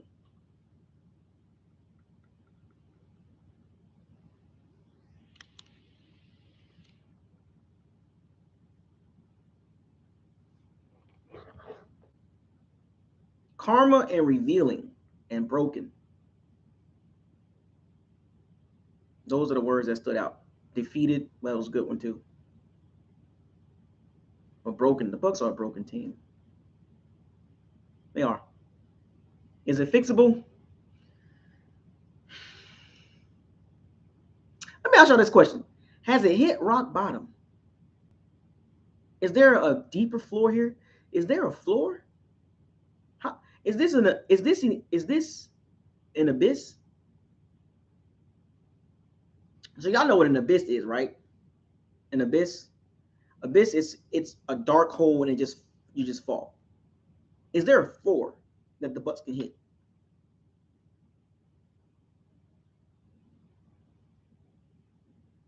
There's got to be a floor, right?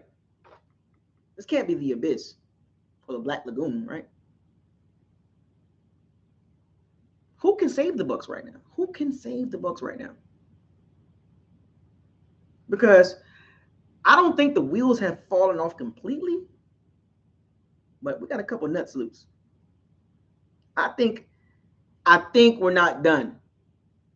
How about that? I think we're not done. I think we're not done. Rob Herring Jr.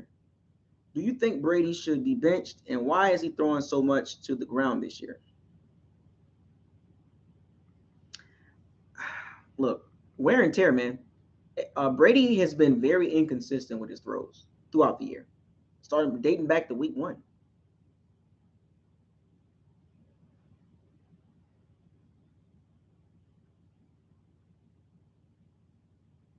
A lot of curveballs and breaking balls and knuckleballs and splitters and sliders. He just looks uncomfortable. The receivers are not on the same page. They look like 2020, the beginning of 2020, when everything was all messed up. The only difference is Brady ain't throwing a lot of picks, a lot of drop picks. They look just like that. Everything comes to a circle. Somebody said a while ago, the Bucs signed a blood contract. They signed their name in blood. What was that? Somebody who said that? Does anybody remember that person? They said the Bucs have signed a blood contract. They sold their soul to get a Super Bowl. Somebody said that. Somebody said the Bucs sold their soul and signed a blood contract to get a Super Bowl. Does anybody remember that guy? I think was it Trill G Boy? Was it Trill G Boy? Was it Trill G Boy too? That was funny. He said the Bucs sold their soul to get a Super Bowl. Signed the blood contract, and now you got to pay up. The Reaper is here. Now, for me, the Reaper's outside the Bucs one palace. It's outside. The Reaper with the big hatchet thing. I forgot what it's called. The big what do they call it? What's the Reaper's weapon? What's that called again? The Reaper's forgot what it's called. The Reaper's outside. One more loss.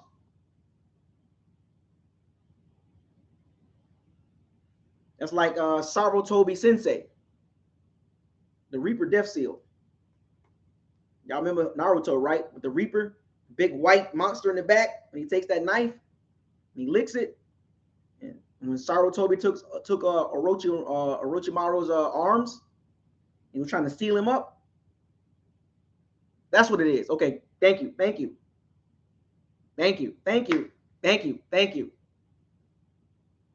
Synthecal, yes. That thing. The Reaper's outside. The Reaper Death Seal. Sarutobi Sensei. And that big white thing, He's sitting out there too. Anybody watch Naruto? You know what I'm talking about, right? The Reaper Death Seal. The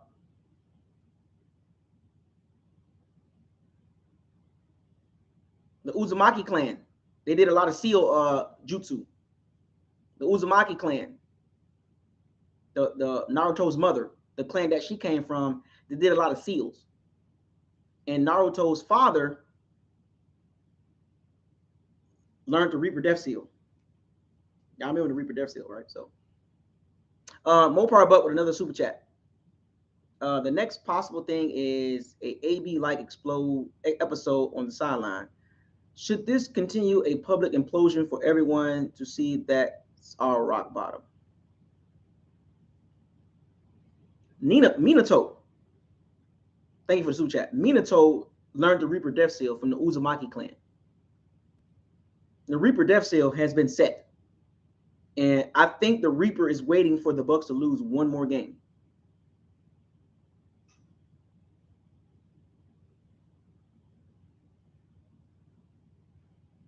If the Bucs lose against the Rams, the Reaper Death Seal will be complete. And that will seal the Bucs' fate. Now, if the Bucs win this game, great. But you can't lose another game in a row. Because that pretty much seals your fate. The Reaper Death Seal will be sealed. Anyway, so let's get to another timeline. Let's get to the current news. So everybody, I spent almost 2 hours talking about the Bucs timeline from 2020 to 2022. Tom Brady divorce has been set. Giselle and Tom Brady, they both made posts today, and that's unfortunate. And most importantly, the kids. Feel bad for the kids. When you go through a divorce, and I went through one, when you go through a divorce, it's rough because you build something with that person, and the longer you be with that person, the harder the divorce is for you, the future ex-spouse, and also if you have kids. The kids get it worse. They used to seeing their parents together every day. Now we're on the Brady timeline. Follow me now. Remember, I told you the Bucs and Brady are two different timelines. But the Brady on the Bucs is part of that timeline, the football timeline. But now you got the Brady personal timeline that has affected the Bucs, which is connected to the bigger timeline. It all started back in 2019.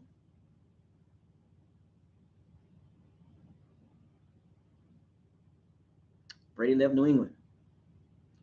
Now, hindsight, probably should have retired. Now, when you look back on it, probably should have retired. That's here, there, woulda, shoulda, coulda, right? But he didn't. By him not retiring, see the outcome of this. Got a Super Bowl, proved the point. He can win without Belichick. Had another opportunity to retire. When you won the Super Bowl after 2020, season was over with. You won a Super Bowl in February 2021, probably should have retired. Hindsight, right?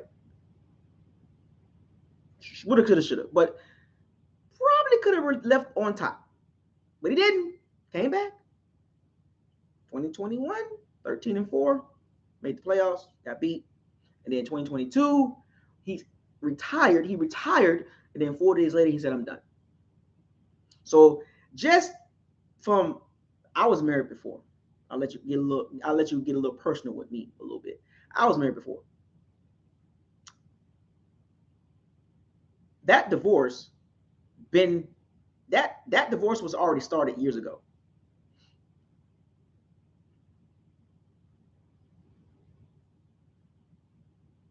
That divorce started years ago. I think it started in 19. And it got worse in 2020 after he won the Super Bowl. This situation didn't just start.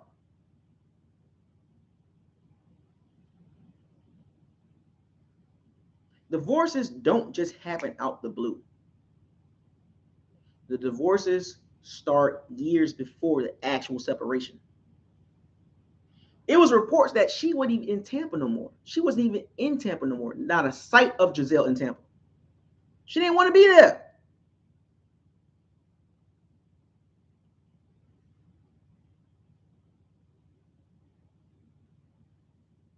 Giselle didn't want to be in Tampa.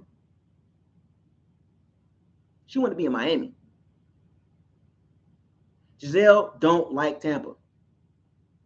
She dealt with Boston for a couple of reasons. Well, Boston is a major city, way bigger than Tampa, bigger media capital. So she was okay with Boston, and they was winning.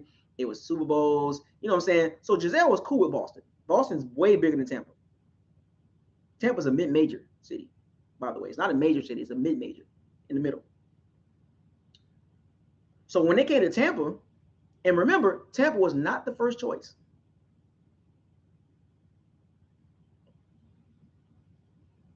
Brady made the call after we was, I think we was team number 4 or 5 on the list.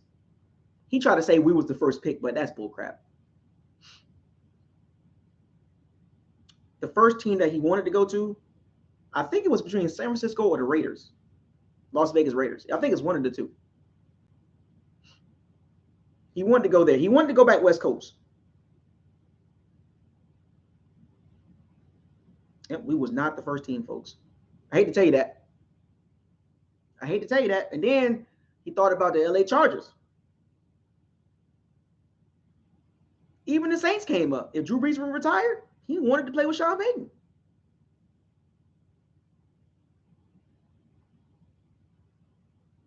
We were not the first choice. I don't care what nobody say.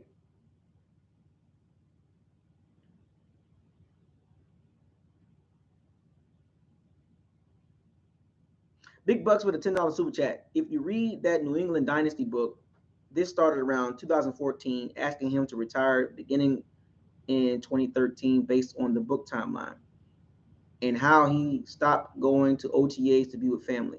See, I told y'all. This been happening for years, and I just started back in 2019. The book, the New England Dynasty book, they got the timeline started back to 2013. Thank you, Big Buck. Thank you, Big Buck, for clearing that up. I started my timeline back in 2019. The book, the person that's been keeping track of this New England stuff, the Tom Brady situation, it started back in 2013, according to the New England Dynasty book. She been wanting him to leave 9 years ago. When Brady was 36, she wanted him out.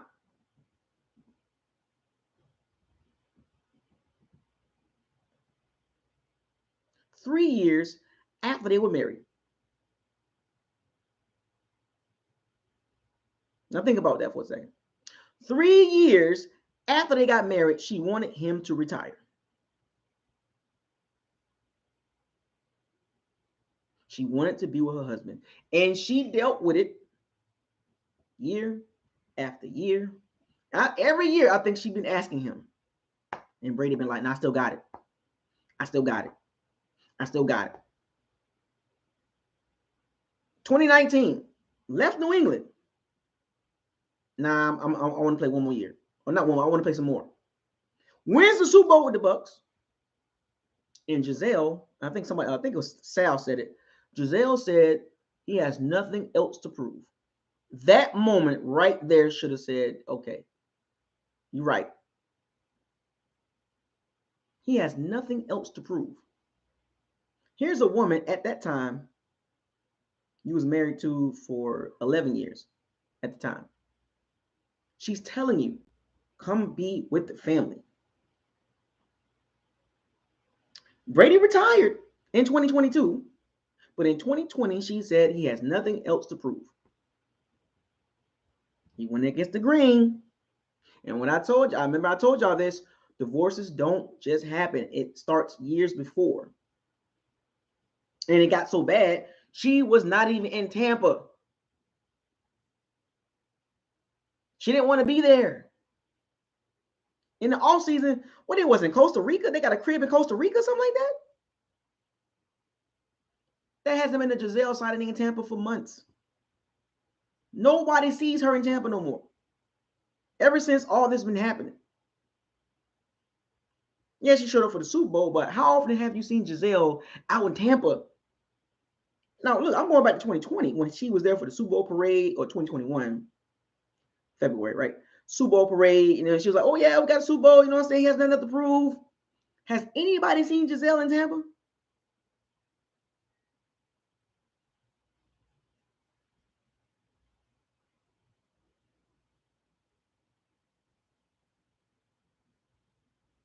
Gisele never liked the Tampa. This is why I've been trying to tell y'all, can't read into what the media be saying. Brady chose to be in Tampa after his options failed through. And that was the last or second to the last place that he wanted to go, or she wanted to go, because she played a role into where he went.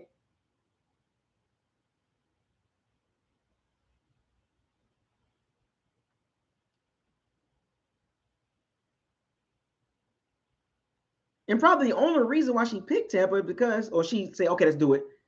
The warm weather, no state taxes, but she really wanted to be in Miami. That's why the Miami report came out. This is part of the Brady timeline. He wanted to be part owner, part player, all this stuff. You see what I'm saying? Gisele is an international supermodel. She don't want to be in Tampa. Y'all know where she's from, right? It has nothing to do with Tampa. Miami has everything she wants.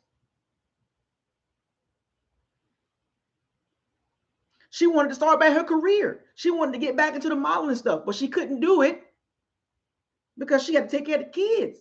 That's why she brought up, paraphrasing, about him being home more and helping with the kids. Yes, she's from Brazil, for those of you that don't know. The beautiful Brazil. Beautiful women.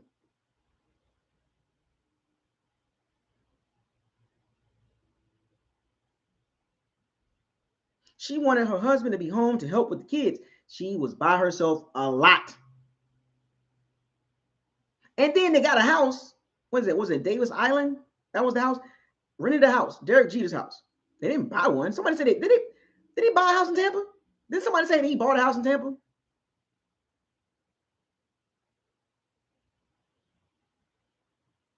He rented a house, Derek Jeter's house. And they said they had a home being built somewhere. Gisele ain't there.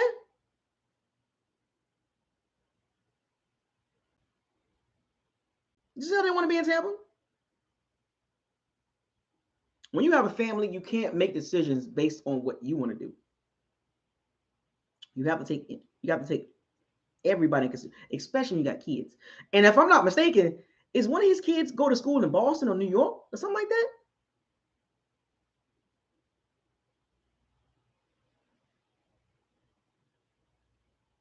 When he went to that little the wedding thing with Robert Kraft, I think his son is somewhere up there. It was something like that. It was some weird report about his son being up there. Oh, the oldest son, right? There you go. The oldest son from his previous wife, which they don't talk about. Yes, he has another son, an older son from his previous marriage. He lives up there. And then him and Gisele got two. A boy and a girl. The girl looks like both of them.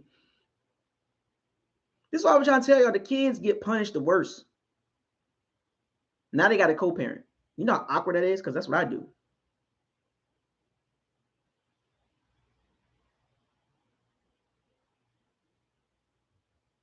Co-parenting is hard. It's awkward and it's hard. And the kid is in the middle. And it's like, the children are like, okay, I'm with mommy now. Okay, then I'm with daddy now. Okay, and you got two different voices, not in the same household. Co-parenting is an awkward, weird situation for the kids. That's the most important part about the situation between those two. Not about football, it's not about the marriage, it's about the kids. That's why, whether you're married or not and you have kids, every decision you make, you better think about your kids. You want to run the streets, but think about your kids. If you're in a marriage and things are not working out, try to make it work out. If it can't work out, do what you got to do. You got to separate. But the kids, man, it's a mentally taxing situation for the kids. I think his oldest is 15, right? 14, 15. And he got a 12-year-old and a 9-year-old.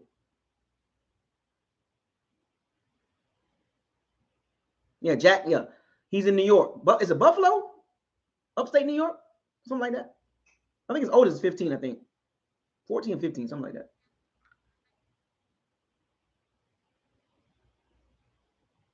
But look at all the distractions that's caused with his on the field play. Trust me, that is a direct connection with his on the field play.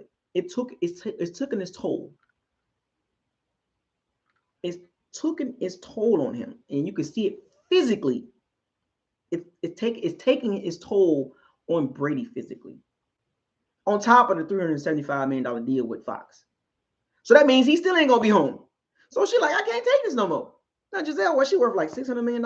So it's not about the money. Gisele wanted to get back into the modeling career. She still look good. She want to do something too. But she's with the kids all the time. I think Kimberly Watson brought this up. Kimberly, are you still in the chat room? Are you a mother? So you get this, right? Or matter of fact, not just a mother, but as a parent. Kids demand a lot of attention. They have activities they like to do. Trust me, I'm a father. And I know I got some fathers in the chat room. But kids demand a lot of attention. Whether you're a single parent, whether you co-parent, that's two different things.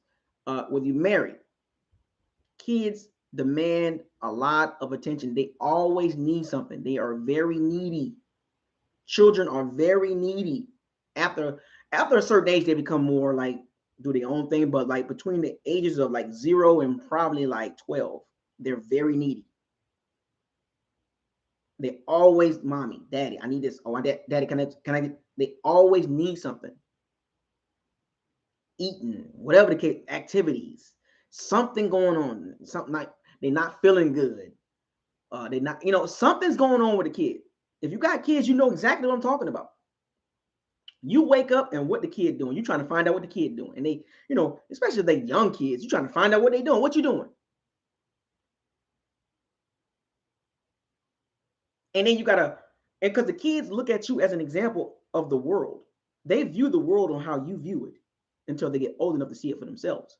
So now you gotta also mentor the kids or the children or your child.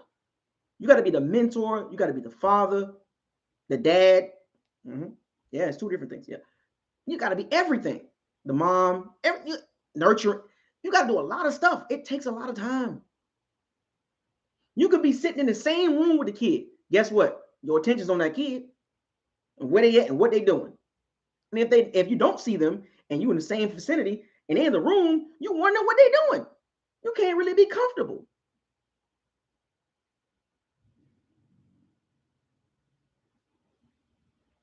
So this divorce situation has been started and the kid's been affected. And his oldest son has no ties to Gisele, but he comes down and play with his brother and sister.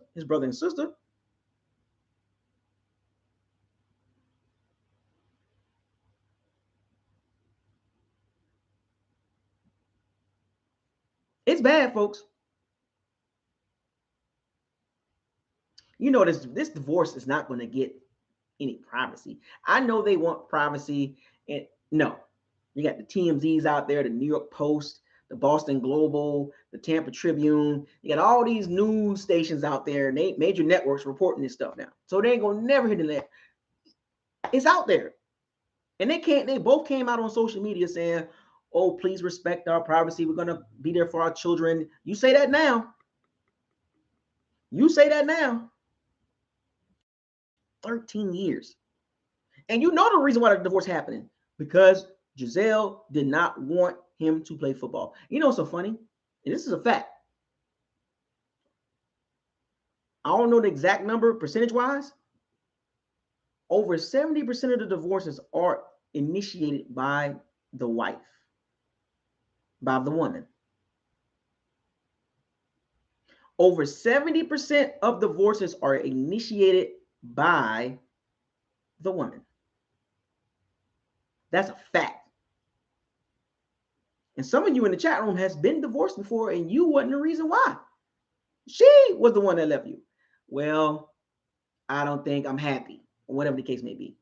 I'm not feeling you no more. I'm not happy, or whatever the case may be. We just not, they find some reason, right? Whether it's important or some bull crap, they find a reason to divorce you. In this case, her reasoning, in my opinion, in divorcing Tom Brady was because he is too involved with what he want to do, and he's not home with the children. He's not being. I don't feel like a family.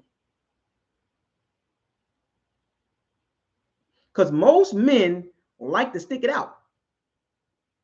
We don't like to get divorces because we know it comes with that. Because when you get a divorce, alimony, child support, especially if you got children, so it's expensive. So most men will try to stick it out. Well, over 70% of the time, it's initiated by the woman. Divorce is not just, a marriage is just not a love contract. A divorce is also a business contract.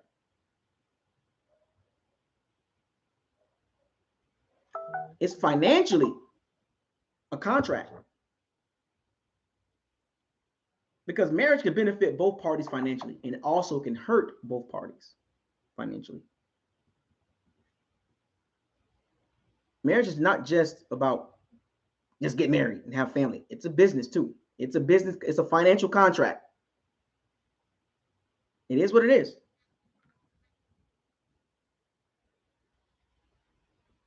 It's not just you can look it up yourself. I was married. Now I'm the one. Now in my case, I made the divorce. I was the one that put in for the divorce. I did it, which was a rare case for me. Like my case was like 30% or 25% of the men, that men don't initiate divorce. But when I did it, they were looking at me like I was crazy. When I initiated my divorce, they was looking at me like I was crazy. They're like, "What you doing?" I'm like, "Man, I'm out."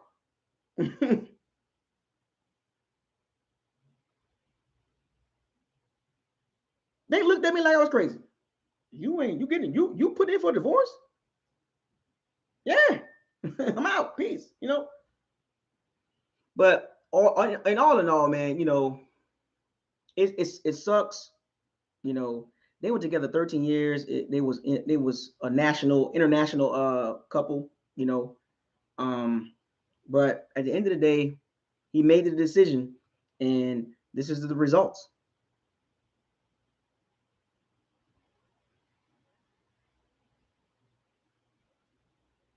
This is the results of a decision, especially when you have a wife and kids, and it can backfire. And in my opinion, it looked like he basically put his personal interest in football over family, even though the wife kind of stuck around for a while. What soon to be ex-wife, she stuck around for a while to kind of like see if he would, come to terms. And there was a report early this year that was like it's either the family or football. She was trying to give him an ultimatum. What you don't want to do, you don't want to give somebody an ultimatum. You don't want to give a wife or a husband an ultimatum. You kind of want to let it play out. And her report saying that she was like, it's either me and the family, it's either the family or the football. Choose one. Can't do that. And it's now if Brady was a lot younger, it's a different look, right? But I get it, at 45, 42, 43, 44, 45 years old. I can understand what she was trying to say, but a prime Brady in his prime years, come on, man, let the man play, which she did. But at the end of the day, this is where a lot of people got to understand. Divorces happen every day. As I talk on this phone right now, somebody's getting divorced. Somebody's in a lawyer room with the wife and lawyers sitting across from a table signing the papers. Somebody's walking out of a law office right now smiling, and the other one is crying. Or both parties are crying, or both parties are happy. Divorces happen every day. No matter how much money you make, the reality still sets in. We are all human. Nobody's exempt from stuff like this. We've seen this over decades. Those of you that's old enough, high profile marriages, at the end of the day, it's a marriage. It's just people with a lot of money, and they get a lot of attention. a lot of media coverage. But that's an everyday thing around the world. It's like babies born every day, every second. Divorces happen every day. They're not exempt from what happens on a day-to-day life. That's the circle of life. This happens. It just so happened to be two well-known people around the world.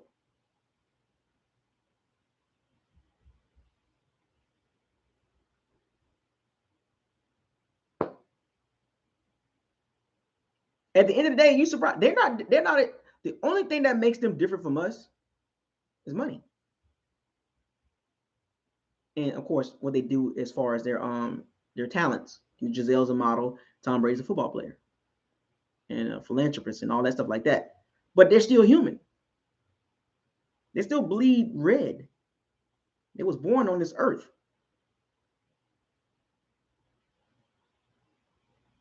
Nobody's exempt from a divorce. No marriage is exempt from a divorce. You will want to see them work it out, but we've seen some crazy divorces. We've seen some crazy situations. We've seen some couples that you'd be like, why are they together? They still together. So you never know. Nobody saw this coming. Some people did. A lot of us didn't. But I wish the kids, the kids, man, because I think because me being the father, I'm really harping on the kids because, like I keep saying, they get the worst part of it. They get the worst deal. Just gonna be awkward. Co-parenting is awkward. I'm trying to tell y'all, man. Y'all don't get it, man. Those of you that don't have kids, make sure you think really, really, really think it through, think it all the way through. Because kids change you in a lot of ways, not just financially, mentally and physically, and emotionally too. And it makes you more wiser, makes you more aware. Your alerts, your spider senses get better, right? Your instincts get better. But having kids is no joke. That is a real life situation, everyday life. And it's with you until you leave the earth. And kids will always need you no matter how old you are. Kids will always need their mom and daddy unless something drastically happened between the two. But for the most part, kids will always need their parents for something: advice, money, direction, mentorship, whatever. They're going to need something: a place to stay, a car, help, whatever. But think long and hard, folks. Trust me. But anyway, let's get off this Brady stuff and let's get get off the Brady timeline. Let's get back to the Bucs timeline. And I wish them well, you know what I'm saying, as far as their situation, their co-parenting situation, and as long as they're there for the kids, as long as it's not a bad divorce, right? I think that's another important thing too. As long as it's not a bad divorce, as long as they still, capable of communicating, being copacetic with each other, and not arguing in front of the kids, because you don't want to do that, because kids, they watch, so it's going to be really awkward for them because they used to wake up every day and mom and dad right there. But so let's get back to the Bucs timeline. Shaq Barrett hurt his Achilles in the game yesterday and was in a walking boot. And they did an MRI, and what they feared, it's Achilles tear. 7 to 9 months recovery time for Shaq Barrett, which will put him at August, September timeframe. Let's see. November, December, January, February, March, April, May. May, between May and July. Right before preseason start, right when training camp start. That's the timeline for Shaq Barrett. But that's unfortunate for Shaq Barrett. He had a good game yesterday. He was playing really good. He was playing with a lot of spark, a lot of energy. He had a point to prove. And injuries are unfortunate, man. It's so, you don't know when they're gonna happen.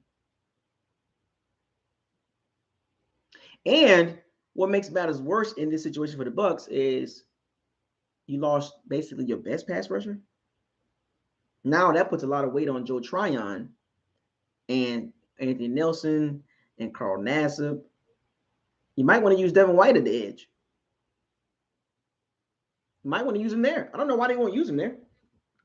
Put Devin White as the outside linebacker. He could be more effective, like a Micah Parsons. I think that's his best position. Now, I've seen enough Devin White at linebacker at this point.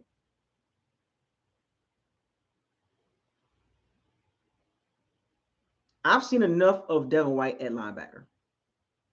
Move him closer to the line. Put him at outside linebacker. Let him replace Shaq. He can use his speed, his quickness. Not saying you got to play him at outside linebacker full time, but give him more snaps there. You got to get as much as you can out of Devin White. I think at this point, I don't know if you resign him to a long-term contract. You picked up his fifth-year option, so he's playing next year, but you can trade him too. So I'm not sure what the Bucs going to do with Shaq, Devin White long-term, but to replace Shaq Barrett's production, you could use Devin White at that position in certain passing downs, like third down and long. Let him go get the quarterback, because him in coverage, him setting off the line, it's a disaster. It's all well. Let me go back to my favorite. Let me go back to my word. It's awful.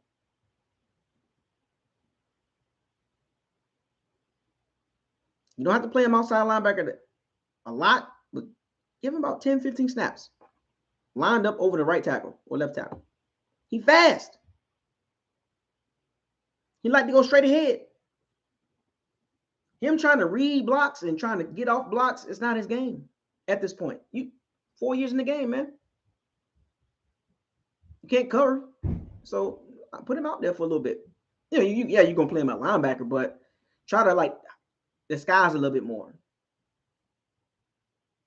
And it sucks because he's a 5th overall pick. Josh Allen was there. Pass rusher. Everything comes to full circle. I'm not saying I told you so. Sometimes you overthink it. Pass rusher.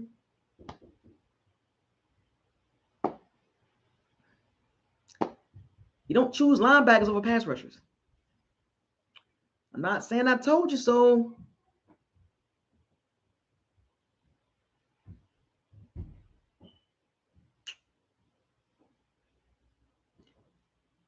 I'm not the smartest guy in the room. I'm not even close to that. My IQ is low. But I do have some awareness. But like I said, Shaq Barrett, man, my prayers up to you, man. I hope you get better. I know we call him Slack Barrett and all that, but just on some real deal stuff, man. You hate to see injuries on people. And the old cliche, the next man up. But in this situation what the Bucs are in right now, the revealing situation,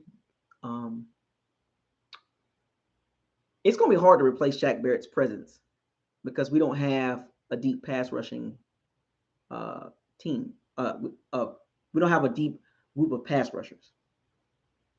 Remember when I told y'all about building the trench? Hashtag trenches matter. Trenches matter, folks. Trenches matter. You never can have enough pass rushers. What did the Bucs do? They went against the grain. And you have to be prepared for situations. You have to be prepared for situations like this. I don't care how good your receivers are. I don't care how good your secondary is. If you ain't got no pass rushers, bro. This is why teams be having like 6, 7 of them. And the Bucs just got like 2, maybe 3. The Bucs did not see this coming, but they should have been prepared. Logan Hall, Joe Tryon, great. Like that for the future. But the Bucs are in a really bad situation because that's a big blow to your pass rush. No matter how bad he was playing or how lack of production that he had, his presence was there, and he was playing a good game. And what makes matters worse in Shaq Barrett's situation, the timing of his injury for this season, the football timeline, and the timing of his football career. It's a bad time to have an ACL. I mean, Achilles tear. He almost 30. It takes like 2 years to kind of get back into your groove. And he got hurt. He won't look great next year. We'll see some flashes, but it takes about 2 years. It's like ACLs. It takes like 2 years. Godwin's fine, but he'll be better next year.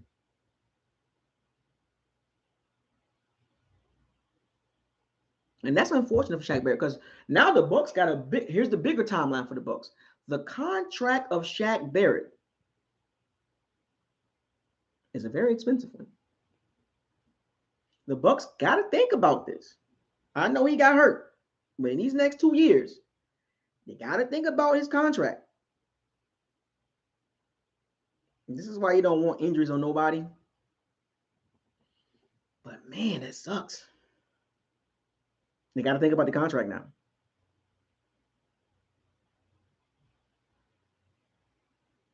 The Bucs got 2 young guys, Tryon and Logan Hall, and the rest of those guys are, as far as pass rushers, I don't consider Vita as a pass rusher, but the Bucs going to have to go get some more. Probably 2 more next year. Minimum. And probably another old lineman. Keep drafting trenches, man, because you will be better prepared for situations like this, where there's a drop. Look at William Golson. You don't think Travis Jones would have been a better pick than William Golson?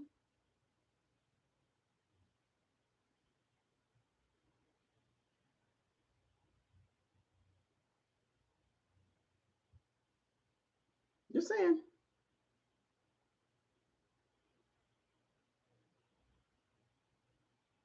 It's bad. Let's get to Todd Bowles. Todd Bowles said the players are off till Monday.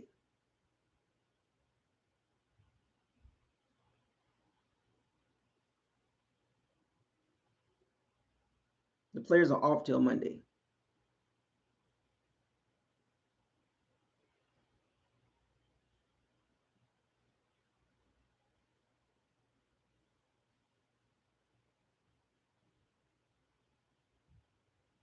Return to practice Monday.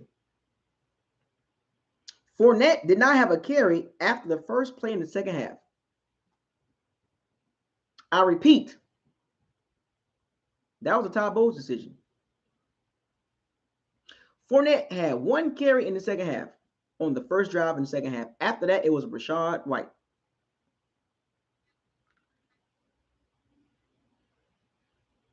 But then Bowles turned around and said, we got a little, I thought we got a little pass happy once we got towards the end.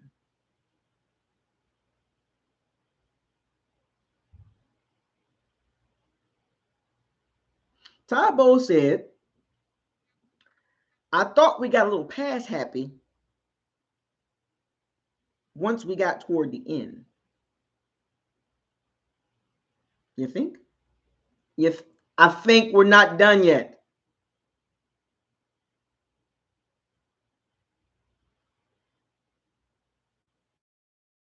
Week against the Rams. We'll see how it goes. We'll see how close.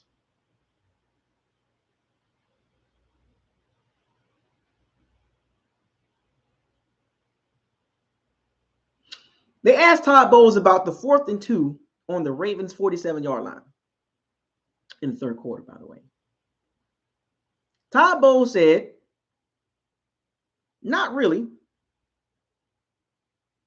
They asked Todd Bowles about punting from the Ravens' 47-yard line on the 4th and 2 in the third quarter. He said, not really.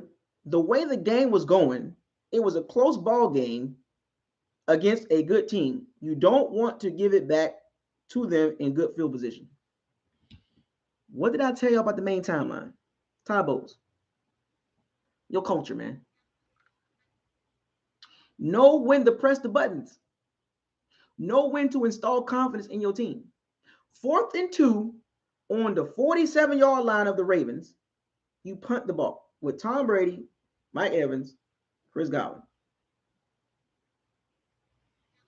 Rashawn White, Cade Otton, even Leonard Fournette. You can't get 2 yards on the Ravens side of the field?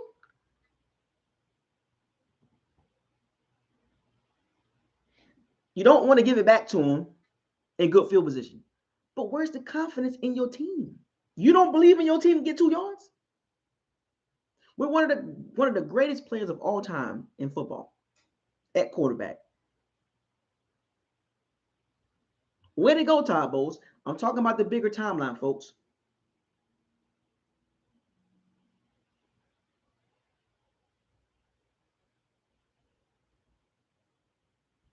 Think about that. Think about that, folks. One of the key pivotal moments in the game, 4th and 2 on the Ravens side of the 47-yard line of the Ravens. You punt the ball, and your response is, I didn't want to give them the ball back in good field position. So what if you do? You got to attempt to win the game. Don't play to lose. It goes back to the bigger timeline. The mental aspect of this team is taken after the coach. He don't even have faith in his own decisions. Too scary. Too conservative. And the team play like he coaches.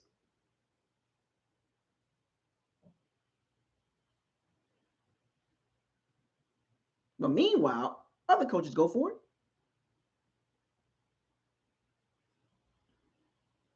The bigger timeline, folks. I dropped a lot of gems.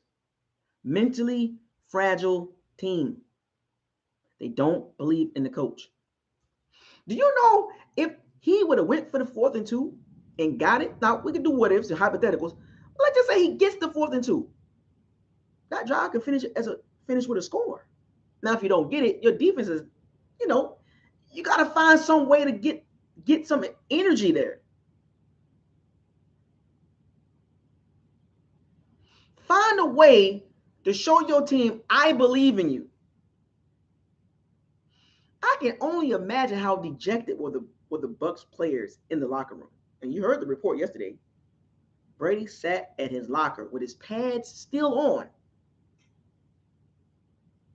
for another, 10, 15 minutes, 12 minutes, sitting there talking to Blaine Gabbert, the last player to take his pads off. That's a dejected team. That team is broken. It's a broken team. 4th and 2. I didn't want to just give it back to him. I just wanted to punt the ball and play field position. Your team is struggling. All it takes is something positive like that to happen. And the team will be like, he believes in us.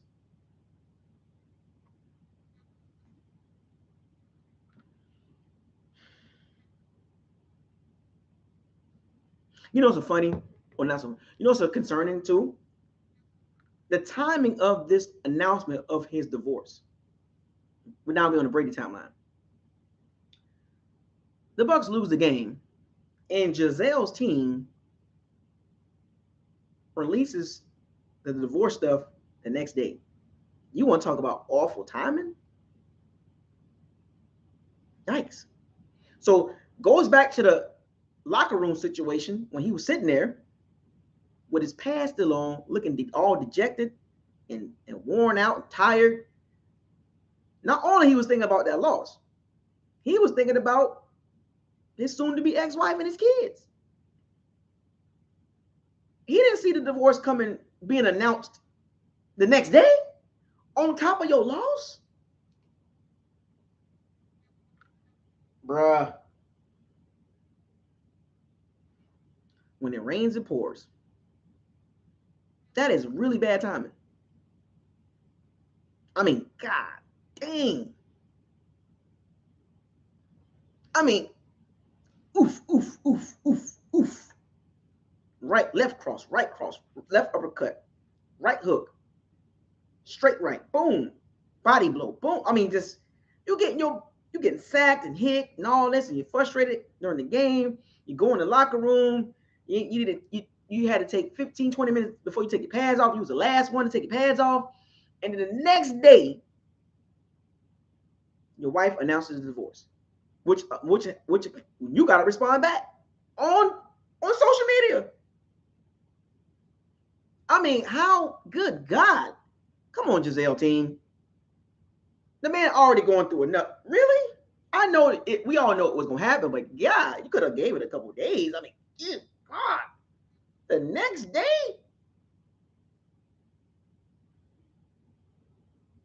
I mean, God dang. They didn't even allow the man to wake up and be like, all right, let's talk about it. Let's just talk a little bit more. Maybe we can work something. The next day, Gisele is not even around Tom right now. She's not even in Tampa. She don't care. She don't want to be in Tampa. She don't like Tampa. It's not her vibe. Tampa is too mid. Even though we got Tampa International Airport, but not an international city. But damn, man, kick a man while he down. I mean, he having the worst stretch in his career. 9 touchdowns, 1 interception. Still throwing for a lot of yards, but you're not playing well. And you do that? Ooh. You want to talk about petty. Dang. Oof. I think we're not done. I think we're not done.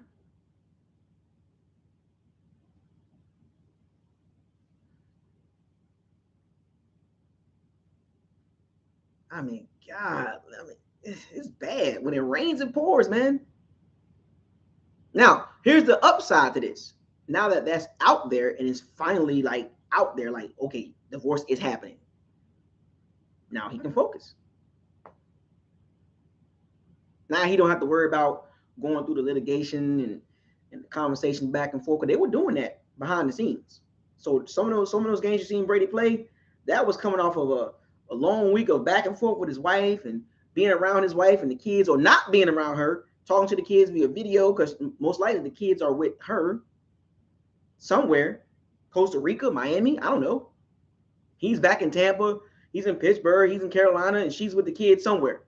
So they video, and he comes home to Tampa to who? Because she ain't there. Not a sight of Gisele in Tampa. But back to Todd Bowles. Get a hold of your team, man.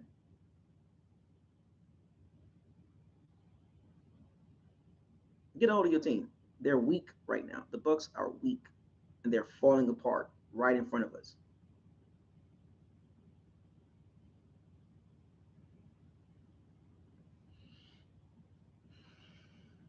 Folks, as I wrap this up. Oh, Todd Bowles with another quote. This quote about Devin White. Bowles talking about Devin White. Somebody suggested, it's been a drop-off with him. Todd Bowles said he's doing a lot of things we're asking him to do. We asked him to do. I have no problems with Devin. I'm sorry. I don't think there's been a drop-off. Defense is a team sport. You're not going to be the superstar by yourself. There are guys in front of you and guys behind you. To say that Devin has dropped off, the defense has dropped off.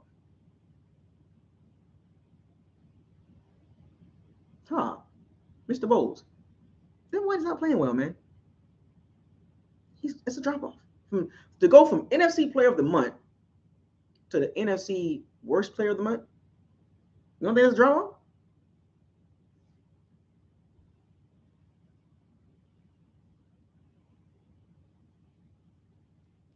NFC Player of the Month to what he playing for the last 4 games. That's a drop-off. Hashtag, what did I tell you?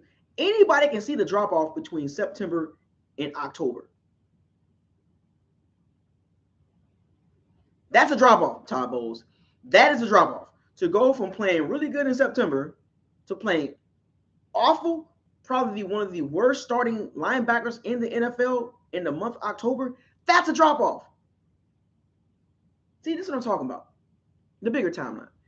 Tabos, do you get it? Does he understand what he's saying?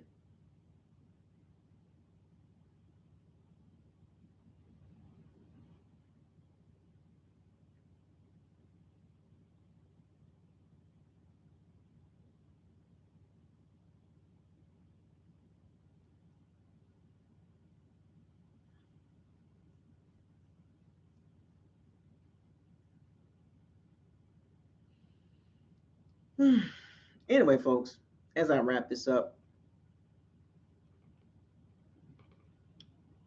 what can the Bucs do? Leave it in the comment section.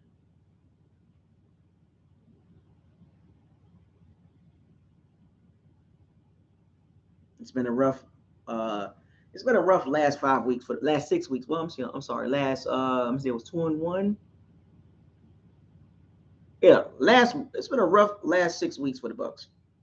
Started out 2-1, and now they're the last several games. I mean, they only won one game.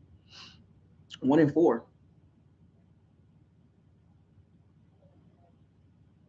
Is this the rock bottom?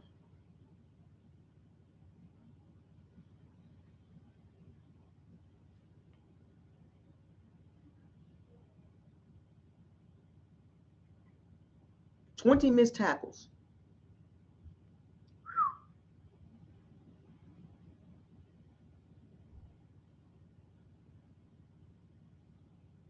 Anyway, subscribe to the channel, like the channel, and share all the videos.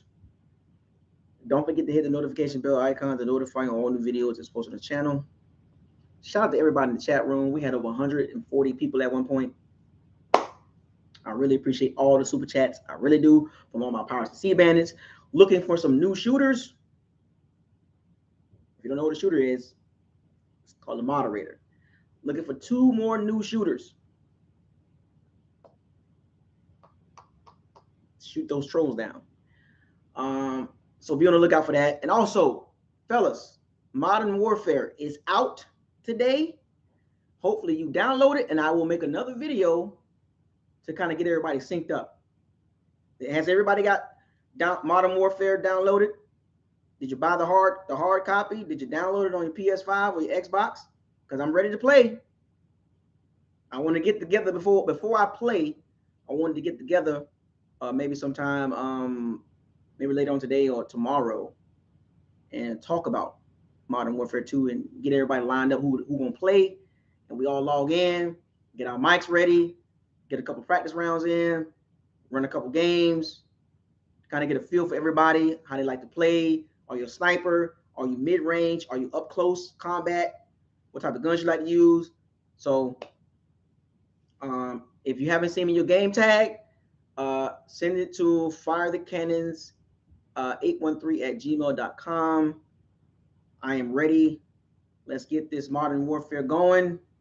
We're gonna have to play at least a couple times a week to get a feel for each other. So I'll give you a heads up right now. I am a mid-range guy, not a sniper guy.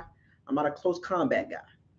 So I don't want to. Well, I'll take the lead. I'll take the blows, and so y'all can see where they're shooting from. But I like to be in the mid-range, in between. So we're gonna have that structure. We need a structure, communication. Can't play scared. Got to have faith with each other. And you got to be you got to have multiple skills here. So I just can't play middleman. I got to play sniper sometimes. Sometimes I got to play close combat. So am I going to stream any games? I don't know yet. Because that's a whole nother, that takes time. You know, like I got to set it up, and I don't know. We'll see how it goes. If we playing pretty good, I got to find a name for our team. Powers and Sea Bandits? Or Sea Bandits? What name should I give the team? Sea Bandits, Pirates, and Sea Bandits? I don't know. Something to do with pirates. I don't know. Got to come up with a name.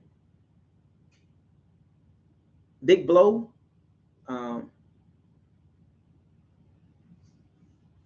Bucos Jones Locker. Well, that's what the campers are. The snipers. That's the campers.